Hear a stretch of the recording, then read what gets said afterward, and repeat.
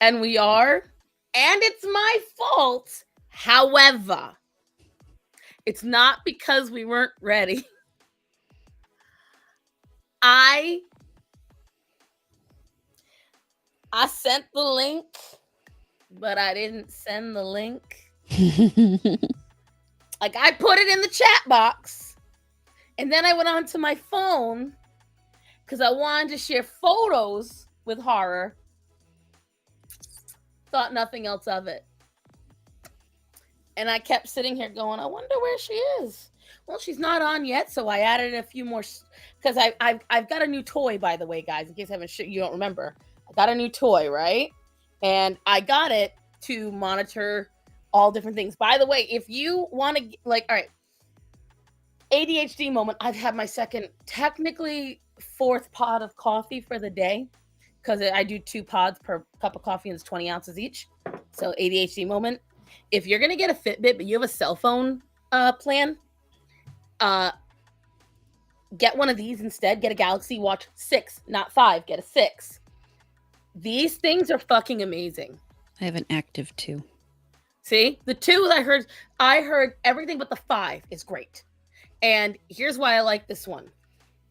And I'm going to talk about it more on my stream tomorrow, guys. This one monitors my steps, how much active time I've had during the day, the calories I've burned. It can monitor my goals for walking, running, cycling, and it monitors my heart rate. When I go to sleep, it can tell when I go to sleep. This one actually does all that same stuff. And this one also, it can monitor my skeletal mass and my fat mass. That's why I want to upgrade, because this one can't do that. This one also can do an ECG rather. Can do that, but it's not working. It's the other reason I want to. Can monitor my oxygen levels in my body. No, stop that. And although I haven't downloaded it yet because, as you guys know, I'm weird about it, I can also enter in all the food I've done for the day. Yep. So I'm really like, and that's just the basic shit this thing can do. Seriously, that's the basic shit. I could do more, and this is only going to cost me $15 a month. Whereas I think a Fitbit program is like $50. To do this on a Fitbit, to have it active, you have to pay a monthly fee, and it's more. Seriously? I think so, yeah. The last time I checked, it's one of the reasons why I haven't gotten a Fitbit, because to begin with, to get the one that I wanted, it was going to cost me between $200 and $300, right? Because I wanted to make sure it was waterproof, I wanted to make sure it was durable, and I wanted to make sure it was slim. Right. So I wanted to get one of those really nice up-to-date ones, okay? This one is already waterproof. It has a whole little one button. You know what I'm talking about with that. Yeah, mine. That's why I got the active when I got it, because it had that same thing. Right, now I'm glad to know. I was worried about that with the 6, but I'm glad to hear that the 6 has that. So yeah, that's going to be my Christmas present. And I bought a bunch. Like, here's what I'll tell you. One of the best parts about it: you can buy an elastic band on Amazon for fucking cheap, wicked cheap. And technically, this is a band for a 5, but it still fits the 6. This one's actually magnetic. Yeah, see, I can't do those because of the little. So I love to play with those bands. You put them on my arms because of my eczema and psoriasis. The scales on my skin flake up and it catches everything. So it just feels like teeny tiny pinpricks all along. It's like the metal is nice and tactile, and I like it. I play with it a lot. And exactly. And then it catches my skin and my hair, and I'm like, so it's. Thankfully, I don't have that problem. The problem I do have, and that's after having this band for over a year, the edges on here have roughened up to the point that occasionally they catch fabric. Really? Yeah. So I've got it right now for Amazon Black Friday sales. You can get 2 of those, a rose gold and a rainbow. I think like $12. Nah, I'm broke. Well, I'm just saying. Beyond broke. I'm broke until I get paid on the 1st. But I'm so broke. Right. I have a little surprise for all of you. Oh, you hear that? Some of you already know about it if you were watching my cooking stream all the way till the end. Let me go see if I can get the surprise. While I do, Horror, why don't you tell everyone about your Thanksgiving and I'll be back. Uh, Sadly, there's not a whole lot to tell. Well, there's a little bit to tell. My aunt and uncle came up to visit and didn't tell us ahead of time that they were bringing their dog. Their dog is not a large dog, but he's also not a small dog. I'd say he's a good 30 pounds, maybe. Not huge, but not tiny. Hey, Yoshi. Um, so we had 5 dogs in the house to start with for the week. My 4 and that one. Then my cousin would bring over his dog, who is my Bruce. So 6 dogs. Then my friend left town, and Mom and I forgot that we had said we would watch her 2 dogs, which were also my puppies. So we're up to 8 dogs. And then my cousin's friend brings over his dog, who is probably 100 pounds. No, 75, maybe 80. And yeah, so we had 9 dogs in the house for Thanksgiving. It was entertaining. I want to And know. who is this? This is Luna. I know you gotta get down, you angry girl. Who remembers her? Who remembers Sunny? Horror, you won't. You didn't know me then. Mm-mm. Sunny. Let's see if he comes to me. Sunny Bunny. They're running around the house. You have to be an OG follower to know who Sunny and Luna are. When I first started this in 2020 and 2021, the first kittens I rescued amongst the original pile were Sunny and Luna. And I adopted them out. And they were to my husband. There he is, Sunny Bunny. Come here, big boy. You just ate 3 meals. Come on. I know, life's hard. Sunny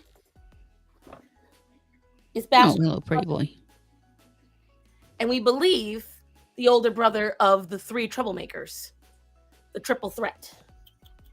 I know, Sunny Bunny. Hi. Go ahead, go back to eating, you glutton. My 1,000 follower video Q&A, they're in the video. They're widow babies. I'm going to see if I can go through it. But the landlord of my husband's best friend copped an attitude out of nowhere and pretty much said he gave my husband's best friend an ultimatum. And so my rule is, this is my rule. The only other kittens I've adopted out, there's about 4 others. If you were following my Instagram stories, there's Voorhees, there's Willow. There is Julian, there's King Tut. Actually, there's also Zippy. And there's Shrimp. It's actually more than I realized. And there's more than that. It's just there's a lot to keep up with. And they all know the same rule. Except Zippy went to one of my very, very good friends, and she knows the drill. And Shrimp went to a fellow rescuer, so all's good. But anyways, if you cannot keep the cat, it goes back to me. Yep. And so the day he got that news, which was as I'm finishing the cooking stream 2 Tuesdays ago or 3 Tuesdays ago, as I was finishing the stream, Starman gets the phone call. And I'm like, because he called me while I was on stream, and I'm like, I'll call him later. And then when Starman's home, I said, hey, call Ray.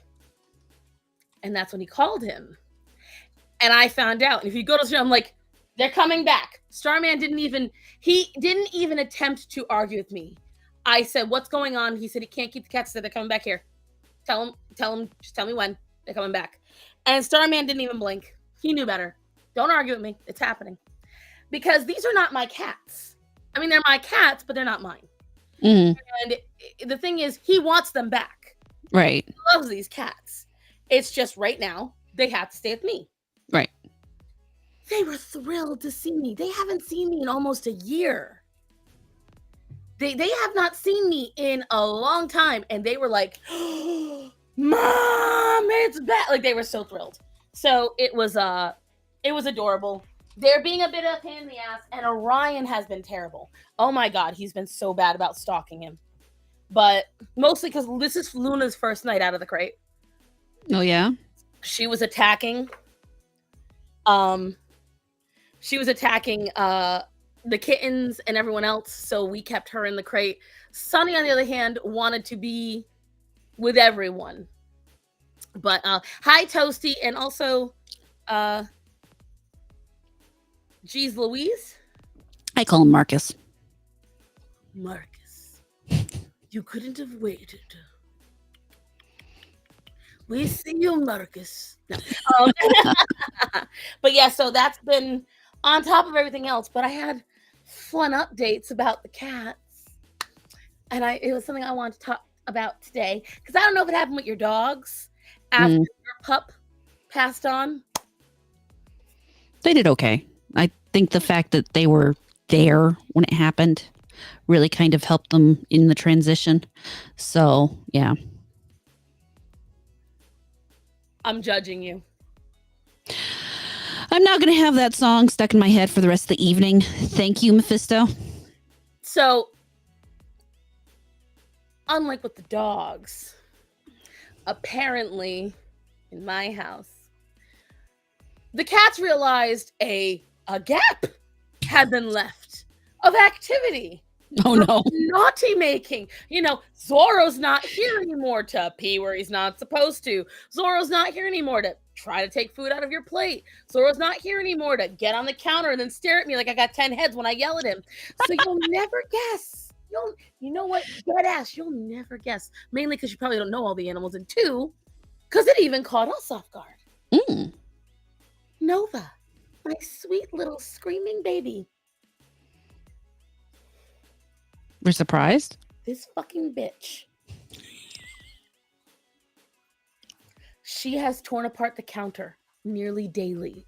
Oh, shit. Like, knocks shit on the ground level. Someone, we don't know who, is projectile pooping by the door to the carport. Projectile daily. Pooping?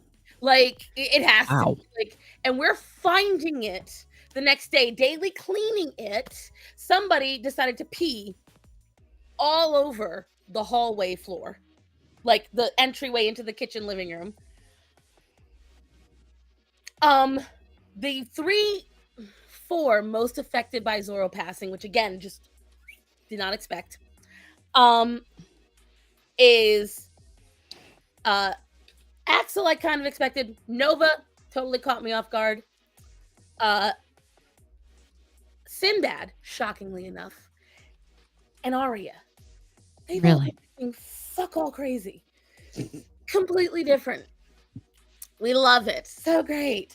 And then somehow, Calliope. I don't know if you guys notice how this keeps changing back here. I've given up on keeping my desk neat. Every single day, horror. Every day. At least twice a day. She is jumping on here as if she is escaping a tidal wave. And she knocks everything down. Everything. And then I have to come in and try to discover what's missing, what's been destroyed, what has been knocked down. We never know, and I love my husband to death, but he somehow never tells either. I'm like, you didn't. I'll come in after. I'll be like, you didn't notice the makeup, the art supplies, and the boxes on the floor? They weren't there before. That's not where I store them. Oh, I didn't notice. Now, I'm going to be honest. I'm probably a little more in line with the type of person your husband is. Mm-hmm. Oh, I know. We've already established you're the Starman and I'm the sheep. Yeah, at least in the cleanliness regard. Yeah, for sure. Because I just do not, unless it's directly in my way, does not. But when I say to you, honey, go in and look in the only place she does this and see if anything's changed. Oh no, that I can do. That I can handle. It's if you expect me to notice it.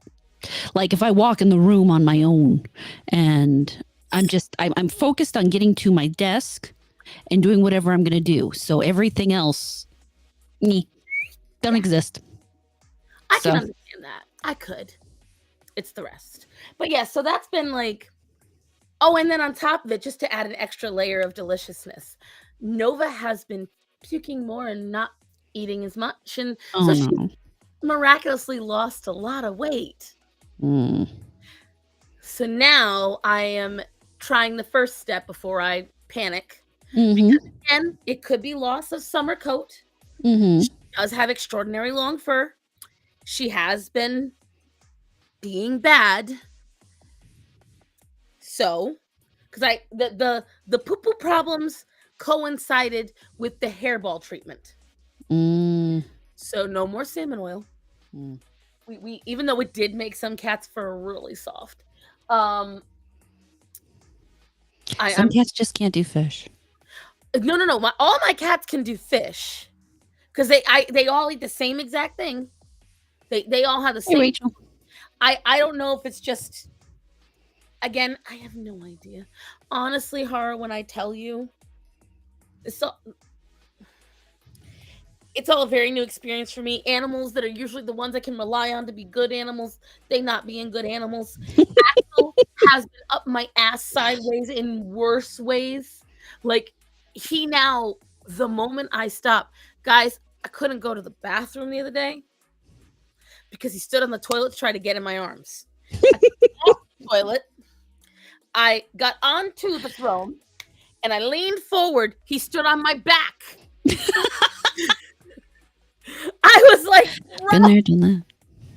And so it's like you're not allowed personal space. Mm. No. Sounds like everybody's acting up from the missingness. It's the I only thing to think of because nothing else has changed. Yeah. Like, so anyways, beyond that, by the way, everyone, I'm having a niece. I knew I'd have a niece, but there was a baby announcement. I saw that. That was an adorable cake. Wasn't it so cute? Tasted like shit, but super cute.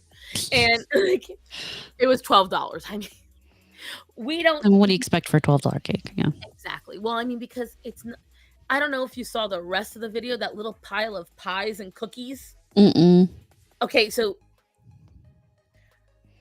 everyone greatly exceeded what they said they were going to bring, including myself. I didn't know everyone else was bringing pies like that. My second, I don't know what to call Marion. You're probably watching this. She always, by the way, guys, not just my mother-in-laws watch this. My brother's mother-in-law watches this. So everyone say hi, Marion. Hi. She was watching me when I was doing the cooking stream, and she said to my sister-in-law, "She's not cooking the pasta. How is she not cooking the pasta? How is this gonna?" And she asked me when I got to Thanksgiving, she's like, "Cassandra, how?" It was so cute. So I love her. And so they all brought stuff. And so I brought, because my boss's husband makes sweet potato pies for Thanksgiving every year. And my brother's father-in-law, I'm gonna call them like my in-laws adjacent. It's the only way I guess the only way to say it. My in-laws adjacent adored it. They went crazy. Supposedly, there were going to be no pies this year because my boss is having a lot of personal issues. She's going to be out of commission for a while. Mm. Next thing I know, day before Thanksgiving, we're bringing the pies. What pies? Pies. Oh, you're getting 2 pies, so make sure you take them to Marion and Woody. I'm like, okay, they'll be thrilled. They will be, and they were. So my dad brought a cheesecake. My dad brought cookies. My dad brought a pie. My in-laws adjacent brought cookies.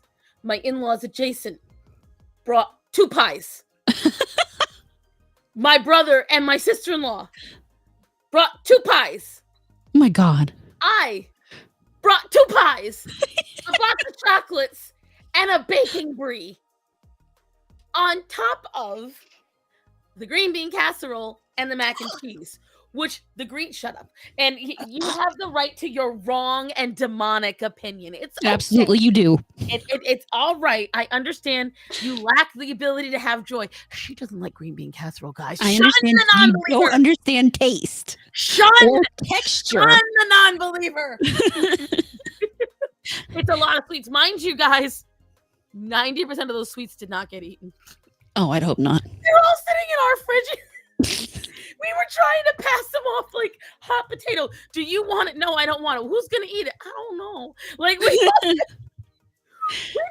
and nobody ate them. There's still a whole ass pecan pie and cookies sitting in my fridge. Oh God. And I'm gonna have to throw them out. I only wanted some slices of pie. And I Rachel, this is why we're friends. Shun.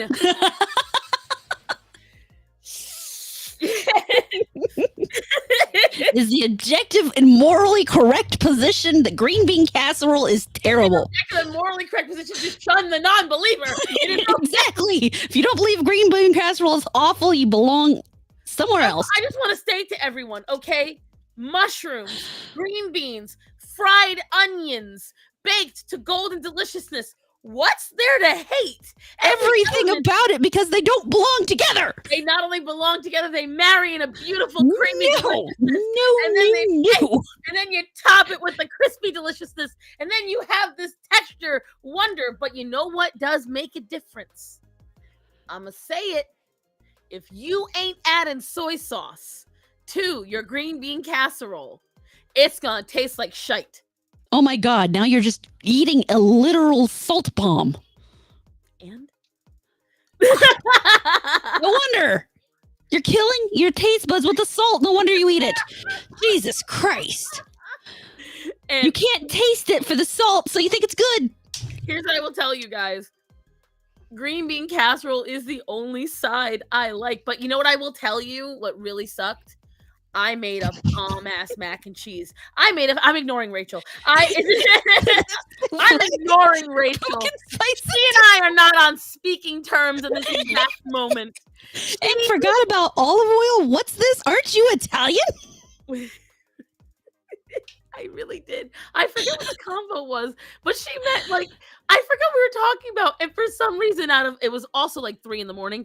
I forget out of everything, the one oil I forgot was olive oil. Oh my God! And I had mentioned like rapeseed oil. I mentioned sunflower oil. I mentioned avocado oil. I mentioned every oil, and I was like, I don't think there's anything else. And then Rachel's like, olive oil, and I was like, hey, Darylyn. About that. Oops. But I made an amazing mac and cheese. Amazing mac and cheese. Okay, guys, I need you to understand this. And I relied on Starman. Ooh. I relied on Starman to tell me when it was just bubbling. Ooh. Because I only wanted to par bake it. So that way I could just heat it up for a half hour before we left. So nice and hot, easy to scoop. Now, I was awful tired. Thanksgiving. Uh-oh. I had stayed up late the night before because I had to prep at work because of the whole thing going on. So I wasn't able to cook the night before like I wanted to. Okay, start with that. And I asked him. I said, babe, is it bubbling? And he went, yeah, just a little. Okay. 15 minutes later, I go over. Prepare yourselves because this is going to break all your hearts. Oh, no. The oil had already separated. It was bubbling all right with a thick layer of oil on top, and I had to rush to try to fix it. Oh, so God. I threw an extra cheese. I stirred it around as best I could. There was a burned layer on the bottom that thick. You have no idea, guys. It was so perfect. I'm going to show you how perfect it was, okay? Hold on. Because I took a picture of it when it was not burned. I took a picture. I'm going to send it to Horror. You're all going to see the absolute travesty that it was because it looked so pretty. That's the worst of it. Like even after once I saved it with a little, well, I didn't save it. Once I tried to save it with cheese on top, I was like, okay, it's all right. It wasn't all right. Mm. No. No, unfortunately, once you go that far, it's adios, muchachos. Like I'm gonna send these. I'm gonna show you guys. Yeah, it was guys. When I tell you, it took every ounce of me not to kill the man. And the thing is, he knew not what he had done. Oh no. Look how beautiful and creamy that sauce is. Oh. Look how perfect it was. It was thick. It was ready. I Now, was do you use a bechamel or? so here's how I make my mac and cheese.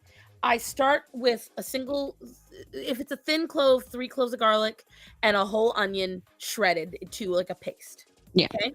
And I butter saute it till it's lightly brown. Then I add the flour, so I make an onion roux. Mhm. Unconventional, but it works. Flavor. So Yeah. I make the onion roux. Great. I add a decent amount of butter because I don't want to oil the pan itself. I want to make sure that extra oil oils the pan. All said and done. Always works except for today. And so then I put in thick and ready, just like We're not talking about your head right now, honey. me. So don't use that phrase either. They can spin that one on you. And he would. Yep. Not spinning. Never mind. Anyways, that's the wrong kind of thirst we have in today, kids. And so then for the cheese sauce, so I use whole milk. Sometimes you can use heavy whipping cream, but I think sometimes it gets a little too thick with that. Cold milk better. I did sharp cheddar. I did Colby Jack. And then I did smoked Gruyere, smoked Gouda. There was another cheese in there. I started just grabbing cheese because like it was on sale at Aldi's Oh, nice. and it was like good quality. And so yeah, I think I got like 2 different kinds. That's what it was. I got 2 different kinds of cheddar. And the Gruyere, the Gouda. Oh, the Velveeta. It's just a natural thing. You got to put Velveeta in there somewhere. And my mother's recipe was always a little bit of Velveeta. It added that color, this, that, and the other, and I always enjoy it. So then I make that sauce from there, but I don't use a lot of Velveeta. All right. It's just enough to add that little bit of, and it was perfect. It was enough to make 2. It was great. Where did it all go wrong? Oh, and then I topped it with Mexican 4 cheese. Oh, nice. So that way it added that queso and, it was.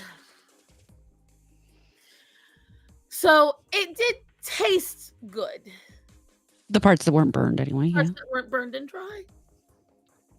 And when I tell you guys, I was so sad.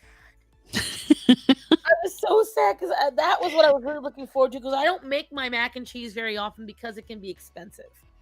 It's a lot of cheese. It's a lot of cheese is expensive. Now, thankfully, it wasn't too expensive because the cheese was on sale at Aldi's. It was like $3.99 for a decent chunk. And so that wasn't bad. It was just your heart breaks. It's always depressing when something falls apart like that. Yes, Moon, I did cook for Thanksgiving. I made 2 turkeys. My mother always makes the stuffing because let's face it, when she does the stuffing, it comes out the best. And I made the gravy. Mom typically handles the sides anymore because she makes corn pudding, which I'm not a big fan of. I did make Is that a corn savory pudding. or a sweet? It's a savory. It's kind of sweet because it's corn, but it's not like a dessert pudding. It's a dinner pudding. Nachos are different, Rachel. Nachos are meant to... What? Oh, she just yelled at me that it's both. What else did I... Oh, I made possibly one of the best gravies I've ever made this year. Really? It came out so perfect.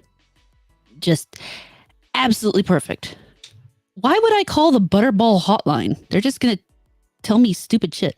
Then I brined the turkeys overnight outside.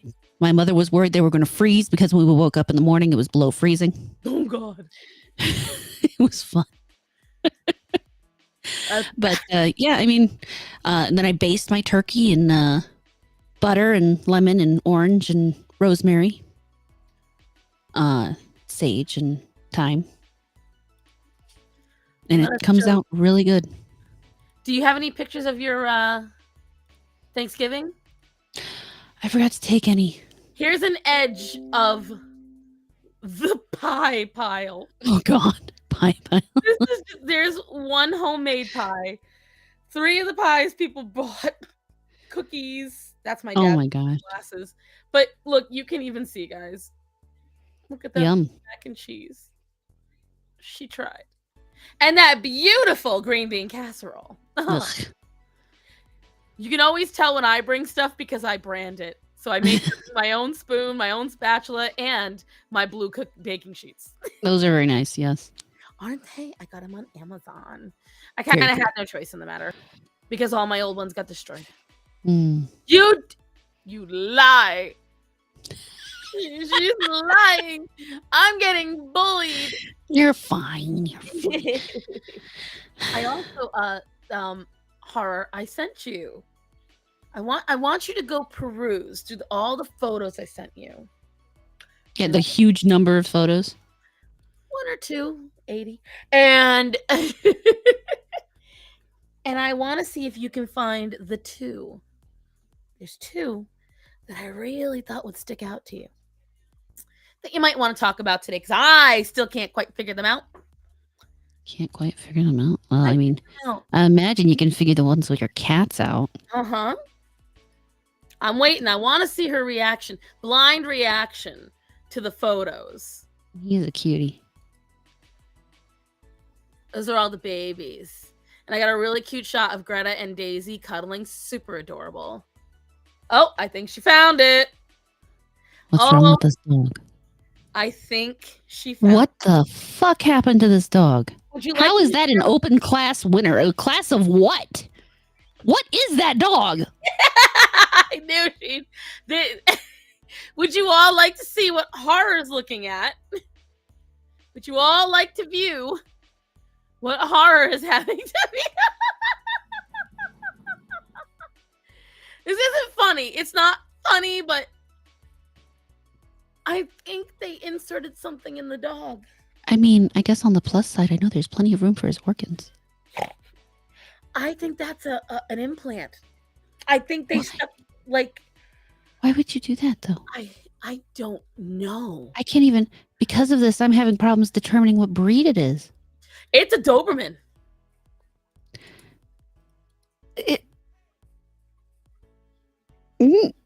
No. Never mind. Rachel, I was better off ignorant.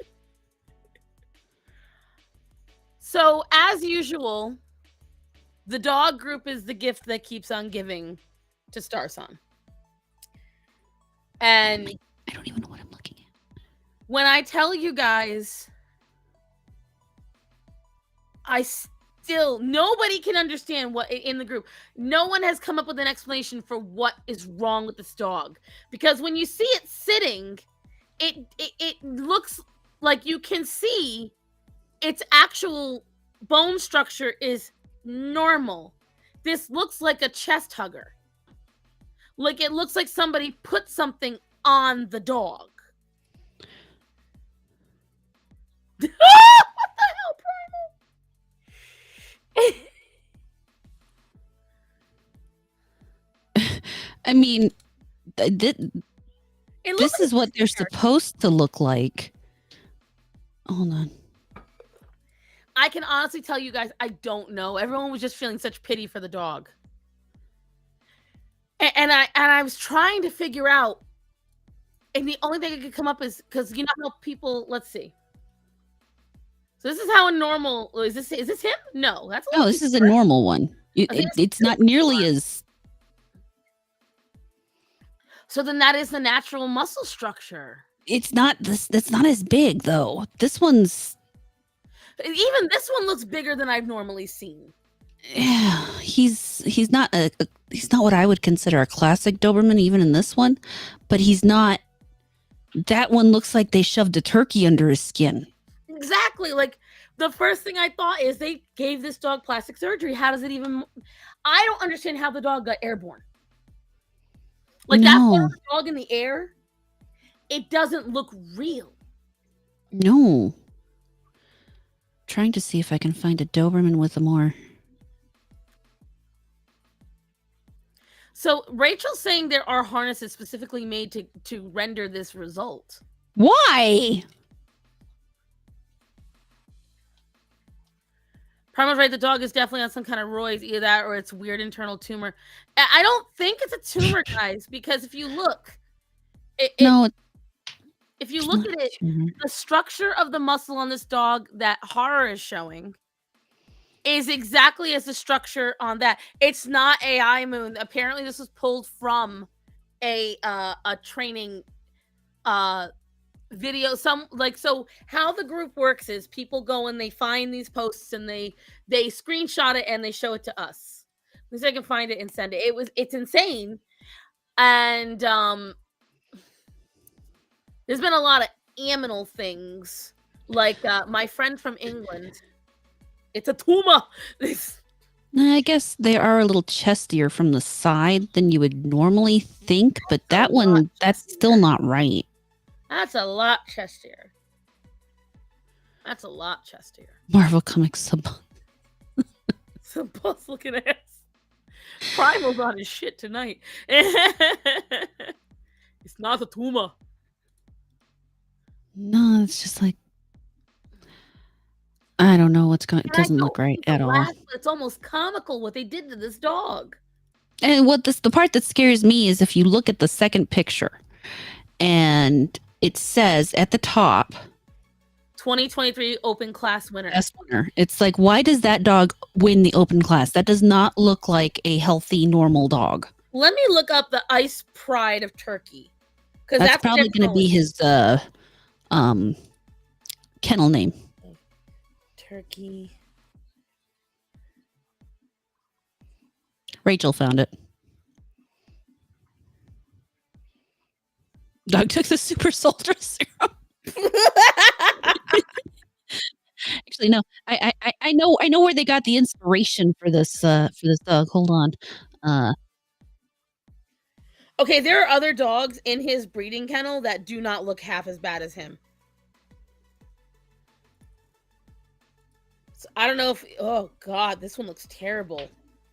Volcano. Oh, my God, this poor dog.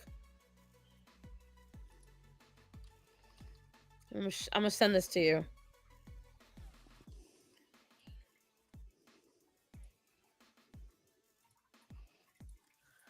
Yeah, I'm sharing the picture where they got the idea for how they made that dog. Them titties, though. It was injected with Khan's blood. Oh my God. Oh, Rachel sent it to my Instagram. Hold on, let's see. Yeah. Send my Instagram, babe. Let's see. Sad dog named Linfield. Okay, so what she sent me was the sled weight pulling, but that doesn't look like it would render these exact results, though, Rachel. I mean, it might, but yeah, that's not normal. I don't know. That feels like a little too. Is that dog named Linfield? He should have ate Arnold Schwarzenegger in his prime, along with a ton of plutonium. That poor baby. This poor dog. Class winner of what crimes against humanity and insanity? I swear to God. Crimes against dogs, literally. I mean, oh my God. It's the crime against dogs. Hold on, I'm looking up. So they've got more than one dog, but he is the top. So there's another dog named Volcano that ain't far off from him. So this is Doberbase.Arius. This is in Russia. He is a real dog. Oh yeah. The owner is Emre Khan Pehlivan, work BH. He is 2023 Open Class winner, Vice Turkey Club winner, judge. So if you ever get the judge Rudy Kilmeyer, no longer are the Russian and German judges judging harshly. They just letting anything fucking fly now. let's see. Date of I'm birth. gonna guess he was paid off because Had to be. Yo, these fucking names. Livonija Baron Desperante Dylan. Farah Pride of Turkey. Ethos Stenhage Grad. Pride of Russia Shinge. Livonija Baronessa Prima Patricia. My God. Nadia Del Nisus. Mito Del Nasi. Pride of Russia Alte. Pride of Russia Shelma. Fienne Hellfire. Livonija Baronessa Kaylin Kell. My God. a lot of those that first part before what sounds like a name is probably the name of the kennel, because when you name a purebred dog that's for show, there's always the name of the kennel and then the second the actual kind of name. Yeah, So because all these things are Pride of Russia, so you got a lot. mhm. I will say this, not to give them credit, but there ain't a lot of inbreeding apparently going on, because they may have Pride of Russia, but I see a different name for every fucking. So at least I don't know if this is all the bitches he's studded. Pride of Russia, yeah, it's those are just the dogs in their kennel. Ice Pride. So his name is Ice Pride of Turkey. That is the name of this dog. Yeah. Oh,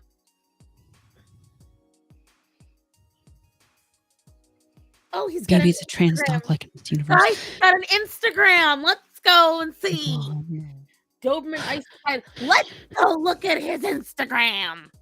Oh boy, we're just excited. Excited's not the word for it. Ice Pride, not Prider. Oh God, who's ready? Watch, there's only like 3 photos of this poor damn dog. Oh no. I'm sure he's got enough dogs. I'm sure he has an Instagram full of dogs. All right, we ready? Let's. As Sydney Watson says, we board the hell gondola. Here we go.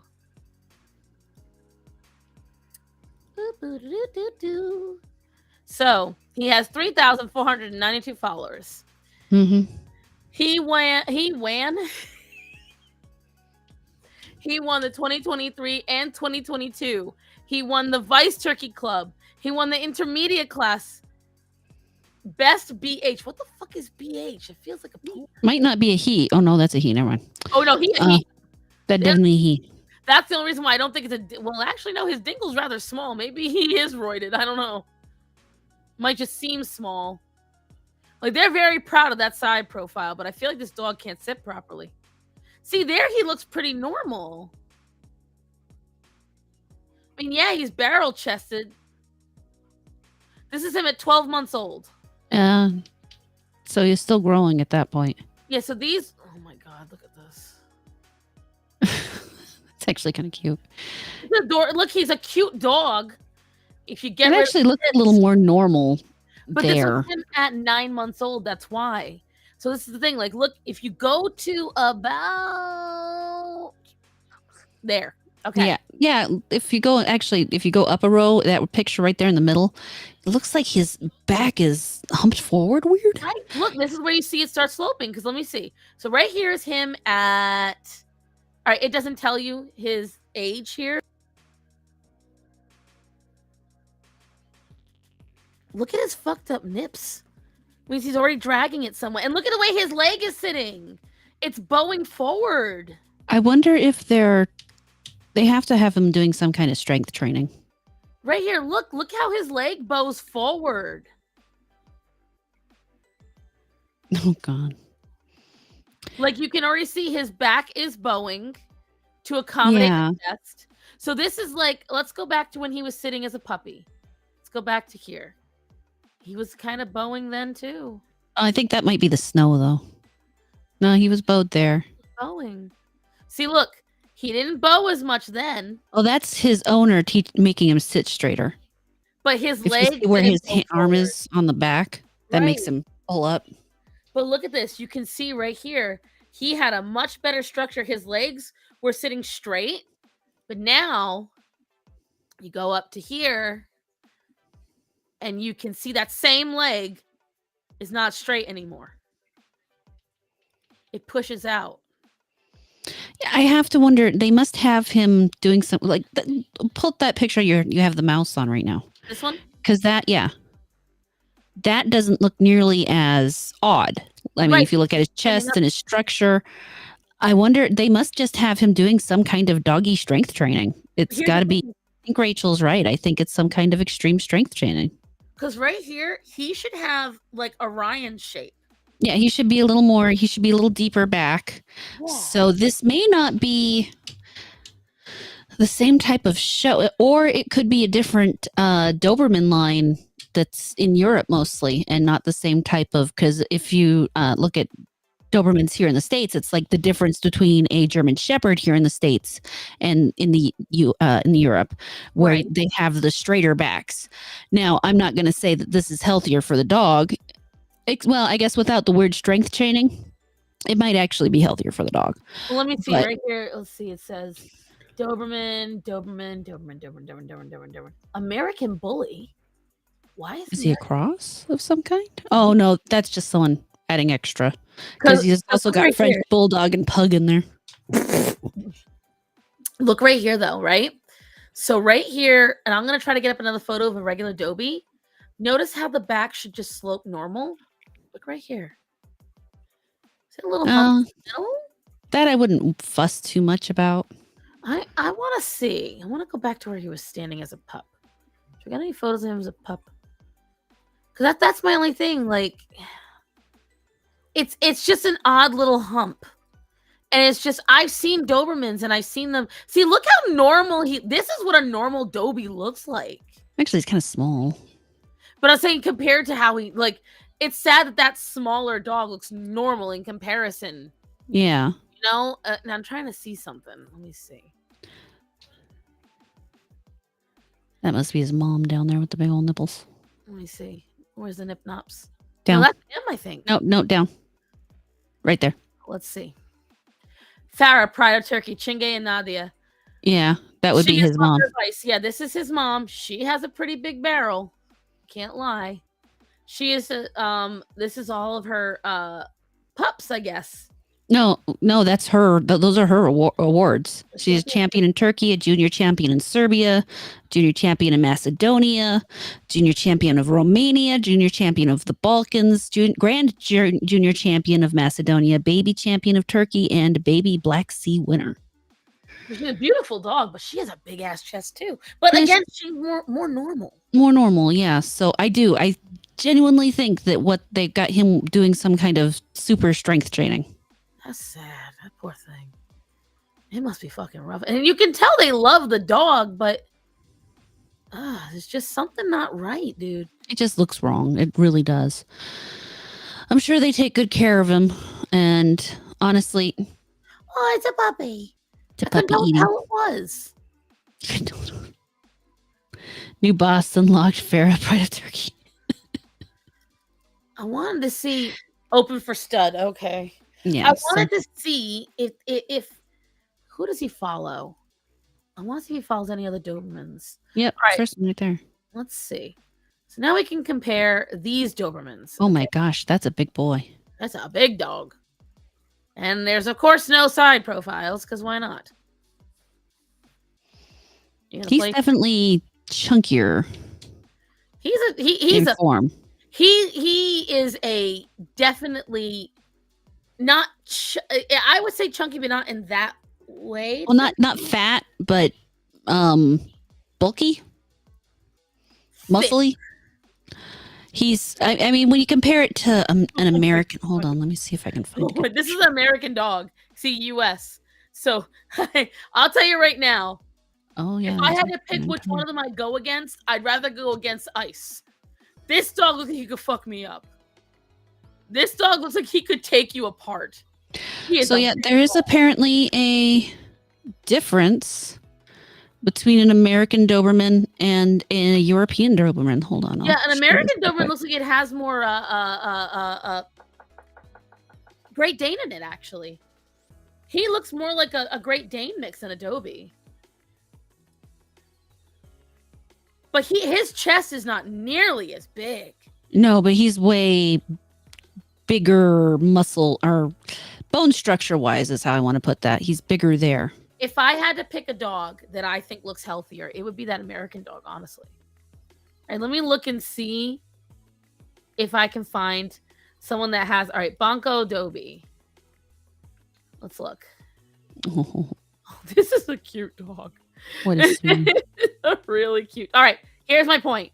Look at this. That is a way healthier looking dog. But he's also American. Right. But see what I was talking about the back? See how that slope you could see. But look at the chest too. It's a much smaller chest. Right. Like it's so much more. This is the dog that looks more. The difference between a pug and a puggle is the best way I could phrase it. Because a puggle at least has a nostrils and snout it can breathe out of. Like they're both cute dogs, but if I had to pick which one looks like it's more comfortable living its life, I'd pick the puggle. I don't know that it's necessarily more comfortable. I think that in the case of at least Ice Prince of Turkey, I do think it's a strength training issue. Oh God. I love this dog. It's so freaking cute. Oh, and the dog's like, "What the fuck are you doing to me, dude? Come on." He's a precious pup. Oh, I love him. All right, let's see. I want to see this any other because I'm not seeing any. That's the craziest part. Okay, Kingdom of European. All right, so these are other European Dobies. So now let's see once again. This is a different looking dog from him. Ice does not look like this. These are European. This is a young one though. True. And Ice looked approximately the same when he was younger, so it's got to be something that they grow into. Yeah, I guess so. Because look, this is an older one. And yeah, and you can tell here from the front even that he's going to have that bigger chest. Very much so. But still not as big as Ice. But so that's why I think it's I am genuinely convinced at this stage. Yeah, it's got to be some kind of strength training they do to them. Right.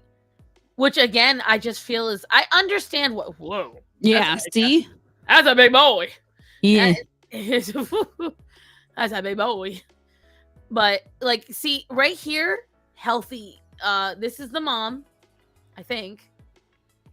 This is Hulk and Maya babies. They are still babies. Full AKC European Doberman kennel, and they're in Phoenix, Arizona. So they're European dogs in the U.S. Yeah. This one is beautiful. Oh, she's stunning. But look at her. She is not bulked out and she's fully developed. Well, she may be it may be a male-female difference too, because some of them do have. Because there's the boy. That's the boy with apparently a very failed ear crop. And there's the girl. And her chest, they're both European. So this proves his is definitely broader, especially when he sits. Right. She's got better coloring though. I like that color better than the other one. Right. I have to wonder if the strength training thing has to be maybe part of standard somehow. Maybe. For European. Right, so here is another of a different. This is Hulk. No, that's Hulk. He was in the other one before that we just watched. Right, but Hulk was brown in the other one, and here Hulk is black. No, he's brown. Big boy. No, this is Hunter's bloodline. Okay, so hold on. Hulk. Right, but his name is Hulk the Big Boy. Right. I think. Hold on. Let me try to figure this out because they said where is it? Where the fuck was it? Is it in this video? This is Hulk is working. Now, where was the one with the two dogs that I just got through watching, and now I feel retarded and I can't find it. I don't know why YouTube's telling you to do your mod duties. As far as I know, did it do it to somebody else? Huh? When I got on Gothic's stream for the first time in a long time, and I clicked on it, the first thing it told me when I got onto the stream was, "Remember that you're a mod," and I was like, "Excuse you?" It might just be a polite reminder so that when you get back, that you remember you have the ability to mod. I guess so. But Sleazy hasn't been gone that long. No. Then again, I've been gone for a little while. So this is grandfather, dad, and son Hulk. I don't know. I wish they were a little more like, at least with you and the way you set it up. It's very simple to understand what the fuck we're talking about with which dog. Breeders are weird. They never say anything Right. But I mean, look at the difference between these dogs. The European one is way meatier than the American one. Which is weird because the first American one we saw was way meatier than the other ones. It's weird. It was like reversed. Hi, Edie. Hey, Edie. Now I feel left out. YouTube never reminded me. You're here more than Sleazy Silver. Maybe that's the problem. He doesn't visit enough. But again, I will say this. Look at both the American and the European. Both of them lack that weird hump that Ice has. Yeah, I'm nearly entirely convinced that that's got to be some kind of strength training thing. Right, and that hump is from him yanking and pulling. Yeah. Luna, come here. La Luna. Hey, T. Hey, Big T. Hey, everybody, put some cheers and confetti in the chat. Big T got remonetized. Woo! Congratulations. I'm very proud of him. Not my fault. I have so much to do before I leave next week, right? Life, we hate it. Okay, that actually. I believe he's off to another country. So. Oh well, congrats. But it is your fault because you're deciding to go. Absolutely. Gothic's you chat. kind of see a hump on the American one. How Yeah. long you left? You're still a mod and must do your duties. Okay.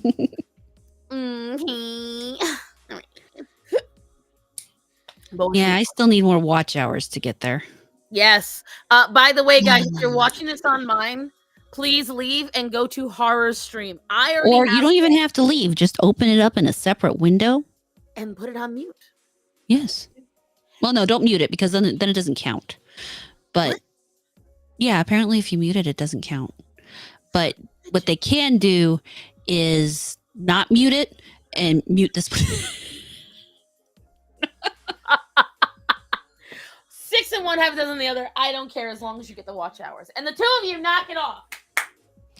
Yeah, I see what I see what you're talking about, Silver. I do see just a little bit of a hump developed in that American's back.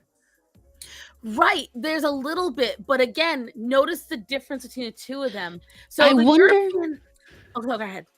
I wonder because I'm wondering if maybe that hump is just more muscle, a muscle that developed with the training. I wonder too, Luna. Will you just let me hug you?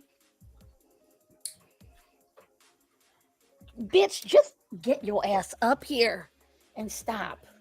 Apparently she doesn't want to. Let me love you. Well, the worst thing is she loves getting attention. Yeah. But like every cat, it's on her terms. Well, she's just like, it's her first night out. Because she was always allowed out at obviously her house. Mm-hmm. And then she spent the last 2 weeks in a crate because she couldn't play nice with the other kids. And she's finally realized if she keeps growling at everybody, she's not allowed out. So. And the weird thing, this is something weird. And we're still trying to figure it out because obviously I can't afford the vet bill. Her dad's going to have to cover it. Ever since she came in, see how she's got a blip? Night, Darlin. Actually, no, I can't. So. Look, let me see. She's got a blip. Oh, interesting. Her tongue has been hanging out of her mouth since she got here. And that didn't happen before. So Luna was born with breathing problems. We know that because my brother actually found her. Thank you, Big T. I appreciate that. In a oh, thanks, Big T. Yes, please support my darling. Both our men don't realize we're cheating on them with each other, but it's okay. Actually, no, Sheep knows. He just accepts it. That's true. He loves her too. What can I say? I have that effect on men and women. Luna, no, off the keyboard. Fuck. Wow, Darlin is goddamn. He's racist. We know this. You should be used to that by now, Unlucky. What did he say? Darlin left just as Unlucky got here. And so Unlucky is actually Norwegian. Uh-oh. That's not fucking true. Which part? It's lies. If you go on Twitter, he even admitted. No, I don't. We don't. He even admitted on Twitter he likes me, guys. Too late. Oh, he's trying to delete it. I gotta get to it fast. Shit. He's faster than me. I don't know if I'm gonna get there in time. Hold on. order to make room, I had to unsubscribe from Stars. Shit. I guess there's only so much room for fat bitches on the subscribe list. I gotta get there. Shit. I don't know if I'm gonna make it in time. The man's quicker than me. You can do it. You can do it. I'm trying. Actually, he may not be quicker than you, honestly. See, you can't give me false hope. He tweets a lot. Fuck. He does. Oh my god. Which But means so do you. So you're supposed to be on my side in this. I am a neutral party. I am on my side. Screenshots, damn it. Everybody wants the screenshots. You gotta get them. No, this is from the midweek hump. That's a long time ago. No. Skip the video. No. It's... On the plus side, he doesn't have permission to delete anything on that channel. So. Ha! She got it.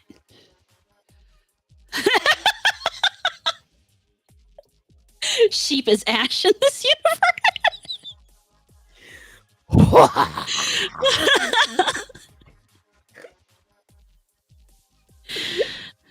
I have saved the proof. I have presented it here. Oh, there it is. I had no plans on deleting it. I don't know why you put all that effort into finding it. You flew out this room, sir. You bolted. You were Usain Bolt for a second. You ran. Because you ran.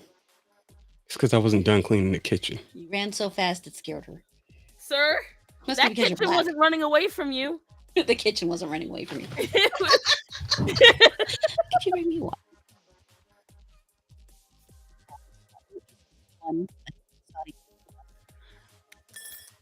Thank you.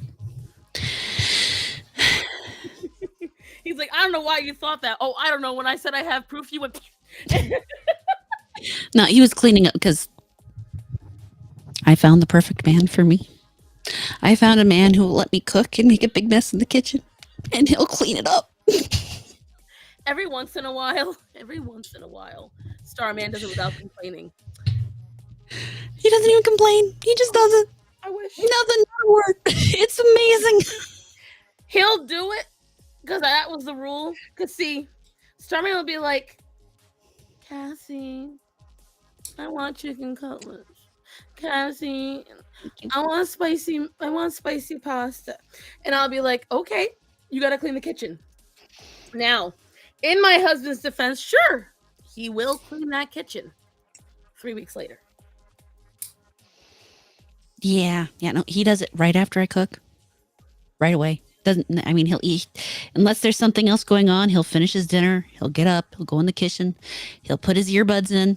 And he'll wash the dishes. He genuinely appears to enjoy this cleaning thing.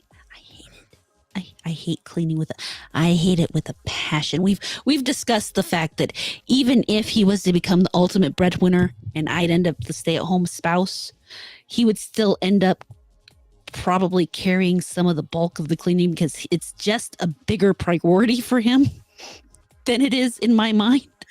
I mean, I try. I do. But he's very much more uptight about it than I am.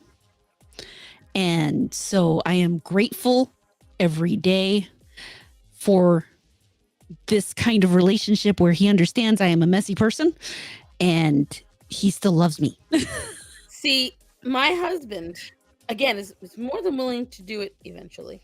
But the problem is that I'm about to reveal something to all of you, and I apologize to my mother-in-laws for watching. But see, Starman grew up in a household, he didn't have to do chores. Starman only had one responsibility, his laundry. That was it. The food was all shared. Everyone got to get a bit. And so when he came to my house, where it was daily chores, and yeah. Right, he does get mad if she tries to do the dishes. That is one of the weirdest fights I've ever seen in my entire life. My mom's sitting down with me and saying, if this is my house, if I want to do the dishes, I can do the dishes. And I'm like, why would you want to do the dishes? I love it. Listen, on the days that I make the special foods, okay? Like, for instance, the day that I did all that cooking, you bet your sweet ass, I said to Starman, this kitchen gonna be clean. Yeah, and I think on stream I made him clean. I think you guys saw him cleaning when I was on stream still. He got to sit down and play video games while I was still cooking, but oh yeah, there was shit to be done because I made for him all his favorites. And so when I make all your favorites, oh yeah, you ain't gonna make me on top of all that work. You ain't gonna make me clean up too. But there's one thing my husband just is not good at. It's them damn hand washables. And God bless him. He tries. And I'll go check and I'll be like, everyone knows exactly what I'm doing. Mm-hmm. Now I admit Sheep does the dishes by hand. He does a good job on that part. Unfortunately, despite the fact I am not good at cleaning, I am very good at criticizing when you haven't done it right. Oh, red pill. You really need to use the stuff on this one and scrub it out better, but don't use that scouring pad. Use that scouring pad, because if you use that scouring pad, you're gonna fuck it up, and then I'll be pissed. Right. Yeah, he has learned that difference. I will say this. Only took 18 years. But he's finally learned that there is a difference between the rough side of the sponge, soft side of the sponge, and each of the scrubbers that we have, because each serves a different purpose. Yes. And so the one thing he did, because our entire cleanliness routine has been exceedingly streamlined because of my husband. And so there are certain things, since he was the one that suggested we buy it. Oh, you bet your sweet ass. I go, okay, you go use it. The Bona was 100% Starman. So every time there is anything that needs to be mopped up, babe, go Bona it. God. He found this soap. I gotta say though, I actually really like it. Like a lot. So Dawn came out with this spray soap. Oh, yeah, I've seen that stuff. Oh, that shit's amazing. Oh, I love it. I spray that on everything. And do you know what's really good? You guys are gonna love this. If you ever want to kill a bunch of flies at once, get that fucking soap spray. It fucks them all up. Nice. I will tell you, because I don't know if you guys remember a couple of months ago, we had the fly apocalypse. Oh, yeah. I do not believe the cold weather is what killed them, because they tried to come back. I actually bought, this is what worked. Let me see if I can show you it. Fly strip. That thing. So that only costs $6. Okay. Holy shit. And it is a little tower. All right. And I doubted it. I highly doubted the thing. I was like, this thing isn't going to fucking work. It has no hormones. It has no scent. Nothing. It is just sticky. Okay. Yeah. Fly strips. But, well, the fly strips have hormones on it. I don't know if you know that. So some of them, yeah. Tape has hormones. This has nothing. But what it does is that colorful pattern on it apparently scientifically has been proven to, it's a digitized green and white. It has been scientifically proven to attract flies. I put them up within 4 days. Oh, you're all cool. You're all cool. You have to put them up strategically. Yeah. You've got to put them up in places where the flies are going to land. Now, for some reason, in my household, in my living room, where the fan is, that is where all the flies, regardless of if the light is on, the light is off, the fan is on, the fan is off, that is their meeting spot. They love it. They all sit there and circle around the fan. I don't know. It's Pride Rock or some shit. So, and it doesn't matter. Again, they can't all commiserate because it's been happening for years. This is where they go, they spin, they fight, they bounce off each other, and then they fly off again. And so, was there a lot of bugs? No. So, this time of year, the only bugs we see in North Carolina are roaches. Ugh. That is the only bugs you're going to see this time of year, because they're trying to escape the cold. So you will see them fly into your house for no reason, especially the very first week of harsh cold snaps, specifically when it gets down to the 30s and 20s. You will see them coming in, which I have. And I can always tell who has caught them, because they're always in the living room at either the back door or the carport door. Okay. The carport door is near my kitchen, and they're always in there, or they're always in the back door where the dogs go out to their yard. I know it's Axel, Athena, or one of the other girls that has killed it if the roach is flattened. I know it is Sinbad if it's fully alive and intact and just on its back. Because he leaves it for all of us to find. And it's super fun playing the is it or is it not dead game. Because they don't move for a while because they're in kind of a catatonic state. So then you walk up to it, suddenly it starts slipping out, you scream, then you stomp on it. It's a whole great thing. And so yeah, the hobo spiders all died. All of my spiders died because I killed all their food. Oh, thank God. So I have no need for them. I gotta say they were getting kind of big for their britches. The spiders were starting to come out of the windows, and I was like, oh no, you have your location, and that's where you stay. But I took away the food, so now they're gone. So I'm gonna keep the fly strips up for another week or so, just so that way, in case any come around, I take care of them quickly. But yeah, it's mainly the meadow bugs. They're who come in. And apparently the squirrels are all starting to hibernate because for a solid month, we fucking heard where the squirrels running around. Like we were sitting in the middle of the living room, and all of a sudden I hear over my kitchen sink, and we were like we were freaked out because I thought it was on the floor, but it was above us. So when we buy the house, that's one of the things I got to figure out is where this hole in my roof is that these motherfuckers are getting into, because I don't want to kill them. I don't. I have no problems killing them. Huh? I have no problems killing them. Well, I don't for several reasons. They eat the bugs and the small rodents I don't want around.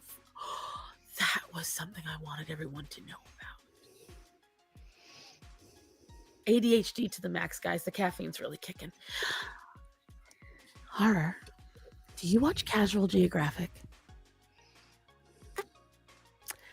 Guys, he released a video 3 weeks ago. It got demonetized. And when I tell you, every vegan in the world should watch this video. Oh, goody. I want that vegan teacher to get tagged in it. Because when I tell you, it warmed my heart to watch. I'm not gonna play it just in case. But what I am gonna do is I'm gonna make sure you all know which one it is, so you all can go and watch it later. Because Horror and I have touched upon it. But let me see. Let me get it up. But I will tell you, it is ever so glorious. I'm gonna make sure it's muted. And I love it so.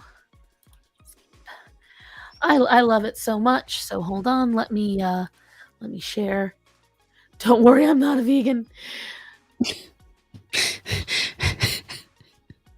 No, you're just Norwegian.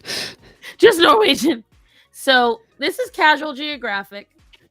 And you've probably seen him once or twice making little informational animal videos. They're always going viral because the kid is just hilarious. Also, by the way, guys, if you watch the Urban Rescue Ranch and you haven't caught up, Big Ounce passed away. Oh, which was sad. I actually cried when I found out. But you need to watch this video.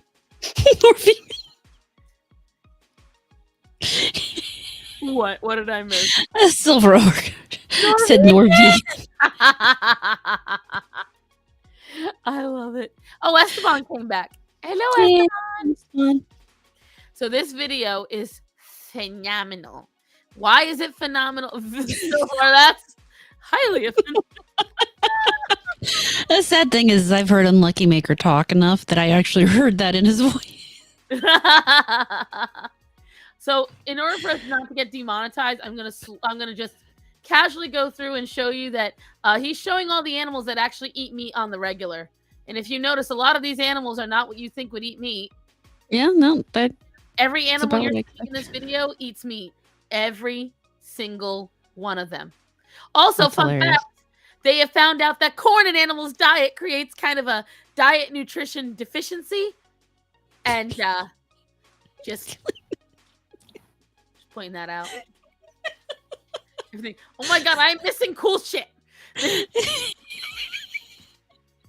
What? What I missed? What I missed? So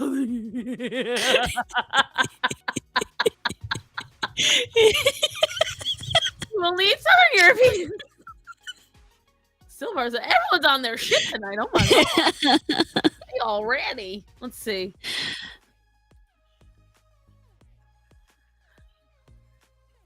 Oh, never mind. I thought it was something new. It's not new at all. Sorry. Not you. It was on my For You page on YouTube that I never look at. But it was beautiful to watch. I literally just sat there smiling, very happy. I'll have to check it out. Esteban, I got news for you. We weren't here either. Yeah. We went from vegan to cannibals really quick. Real quick. I mean, here's a fact, you guys. So, all these vegans, and I think we've talked about this before, but I just find it hilarious. All these vegans that say it's cruel and evil, and their favorite words are, "You won't eat a cat, but you will eat a cow, so you're just."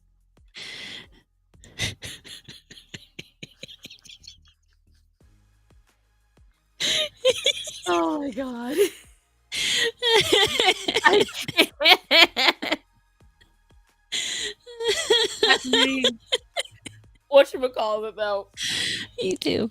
If you ever ask them, how the crops are protected when they grow food for vegans, which one, by the way, they have discovered that not only can plants see, but they can communicate and attempt to run from you. There's a whole slew of things they're discovering about plants, and I love it.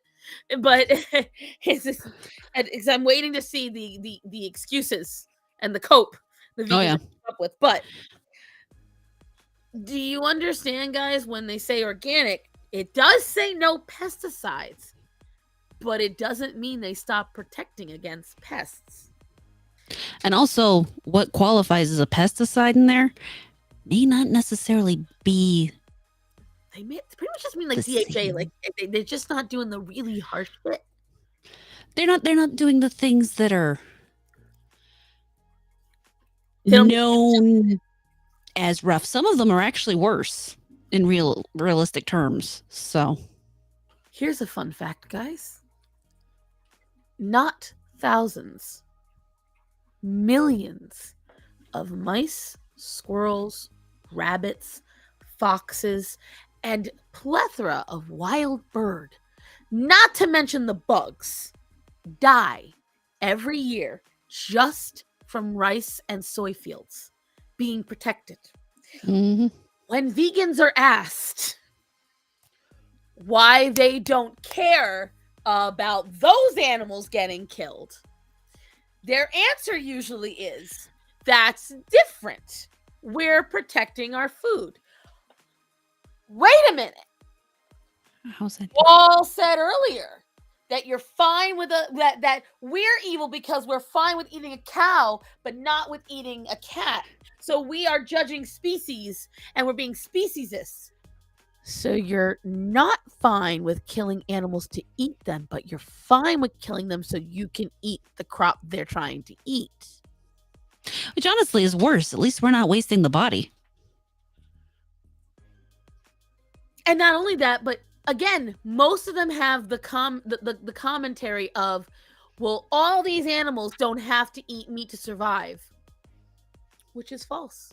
As a matter of fact, how they discovered this. Exactly, Rachel. I agree. Here's the fun fact, guys. Hi, Mad Gentleman. Hey, Mad Gent. Good to see you. Here's the really fun fact, guys. Do you know how they found out that deer eat meat? I just like for ruining the food of my food. Cats aren't part of our food chain. I mean, they can be in the correct situations. I am glad I don't live in a situation where I've ever had to consider eating a cat. But right. But here's things that you need to know Oh shit. How they discovered what? Rachel. Apparently, she knew that because they kill her chickens for fun. Oh yeah, squirrels. Squirrels actively hunt. Turtles actively hunt. Not just snapping turtles. Nay. Tortoises. Tortoises. Tortoises. Look. Tortoiseye. You're good for adult. I passed the fourth grade, and I did real good. 1950s China. Enough said. Right. So, fun fact: squirrels regularly end game birds and eggs. They will murk chicks. They will murk kittens. They will murk ground squirrels. If it is a rodent, it is a carnivore first and foremost. Okay, and famines. Yeah, I saw that.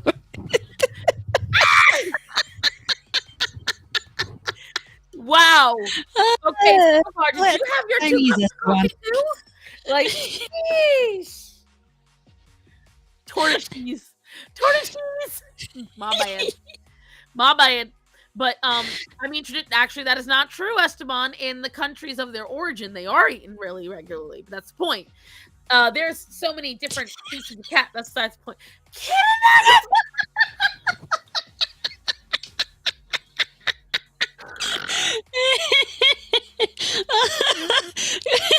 Wow, guys. None of you are allowed near the shelter this year, okay?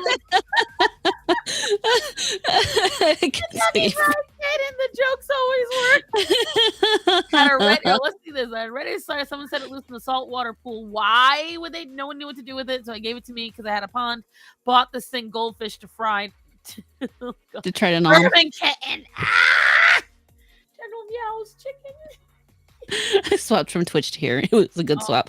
God. I'm glad you did, Mad Gent. I need the watch hours on here anyway. Oh my lord. But anyways, it goes. God. A lot of folks first found out only very recently. Wow. I think we're going to get demonetized just for this. Oh my god, look at this, guys.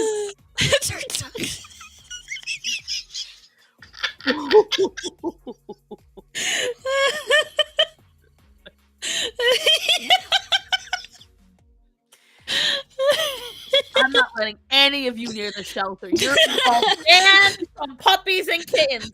I'm not even letting you in my house. Are you kidding me? Meow. Love it. Oh my god, I'm gonna make like a flashcard of the worst things to have on here. I'm gonna sell the deck. But anyways, so they set up. Who knows about cadaver farms? Okay, Mm-hmm. All right. So I did it. I won.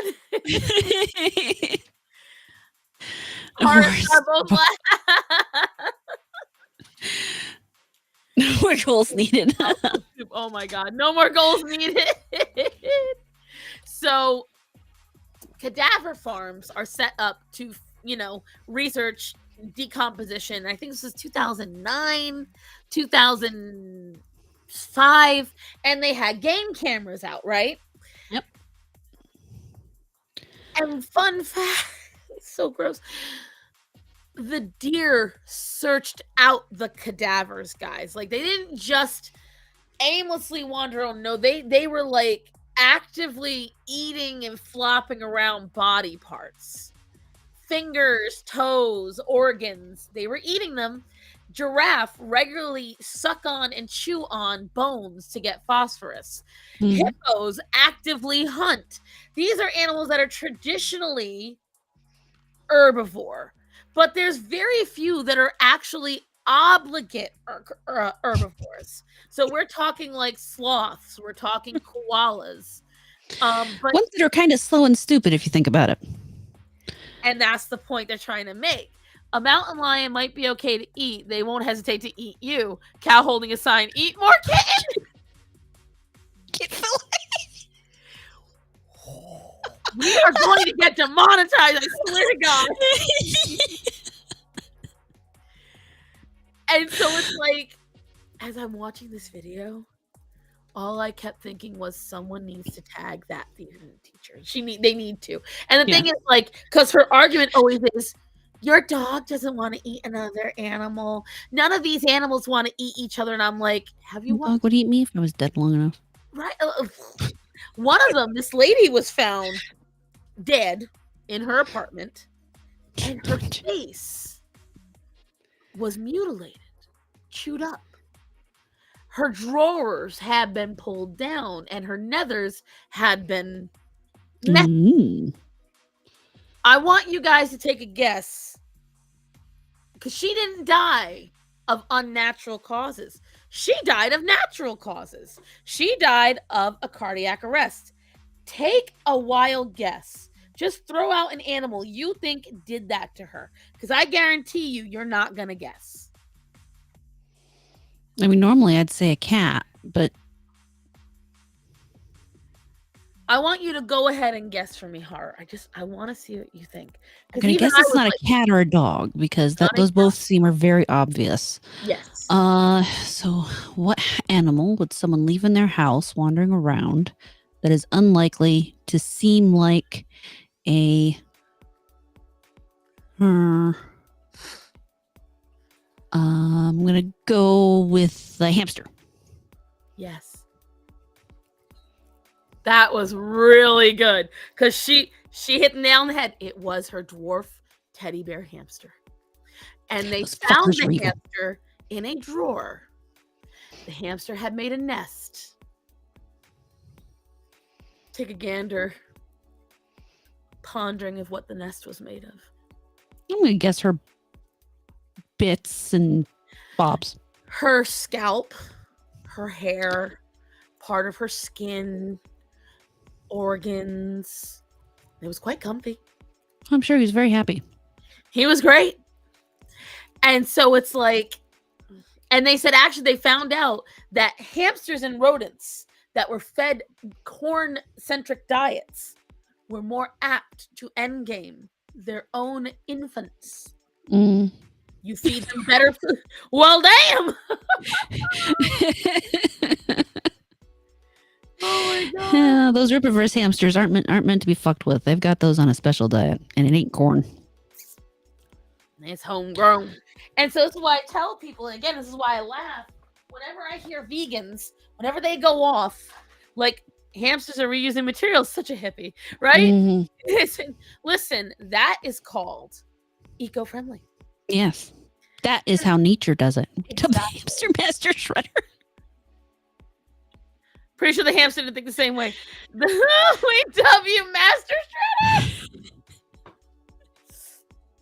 Wow, Splinter turned evil. No, but again, the hamster had gotten out of its crate. It was starving. She hadn't been found for weeks, and it had to eat something. And this is the thing where people get like. This is why if you guys ever get a morality conversation with a vegan, I'm giving you things to say to them, because I understand on a dietary reason you might have to go vegan, but everyone I know that's crazy, once they say they're vegan, I'm like, oh, it all makes so much sense now. And I did it. I won twice.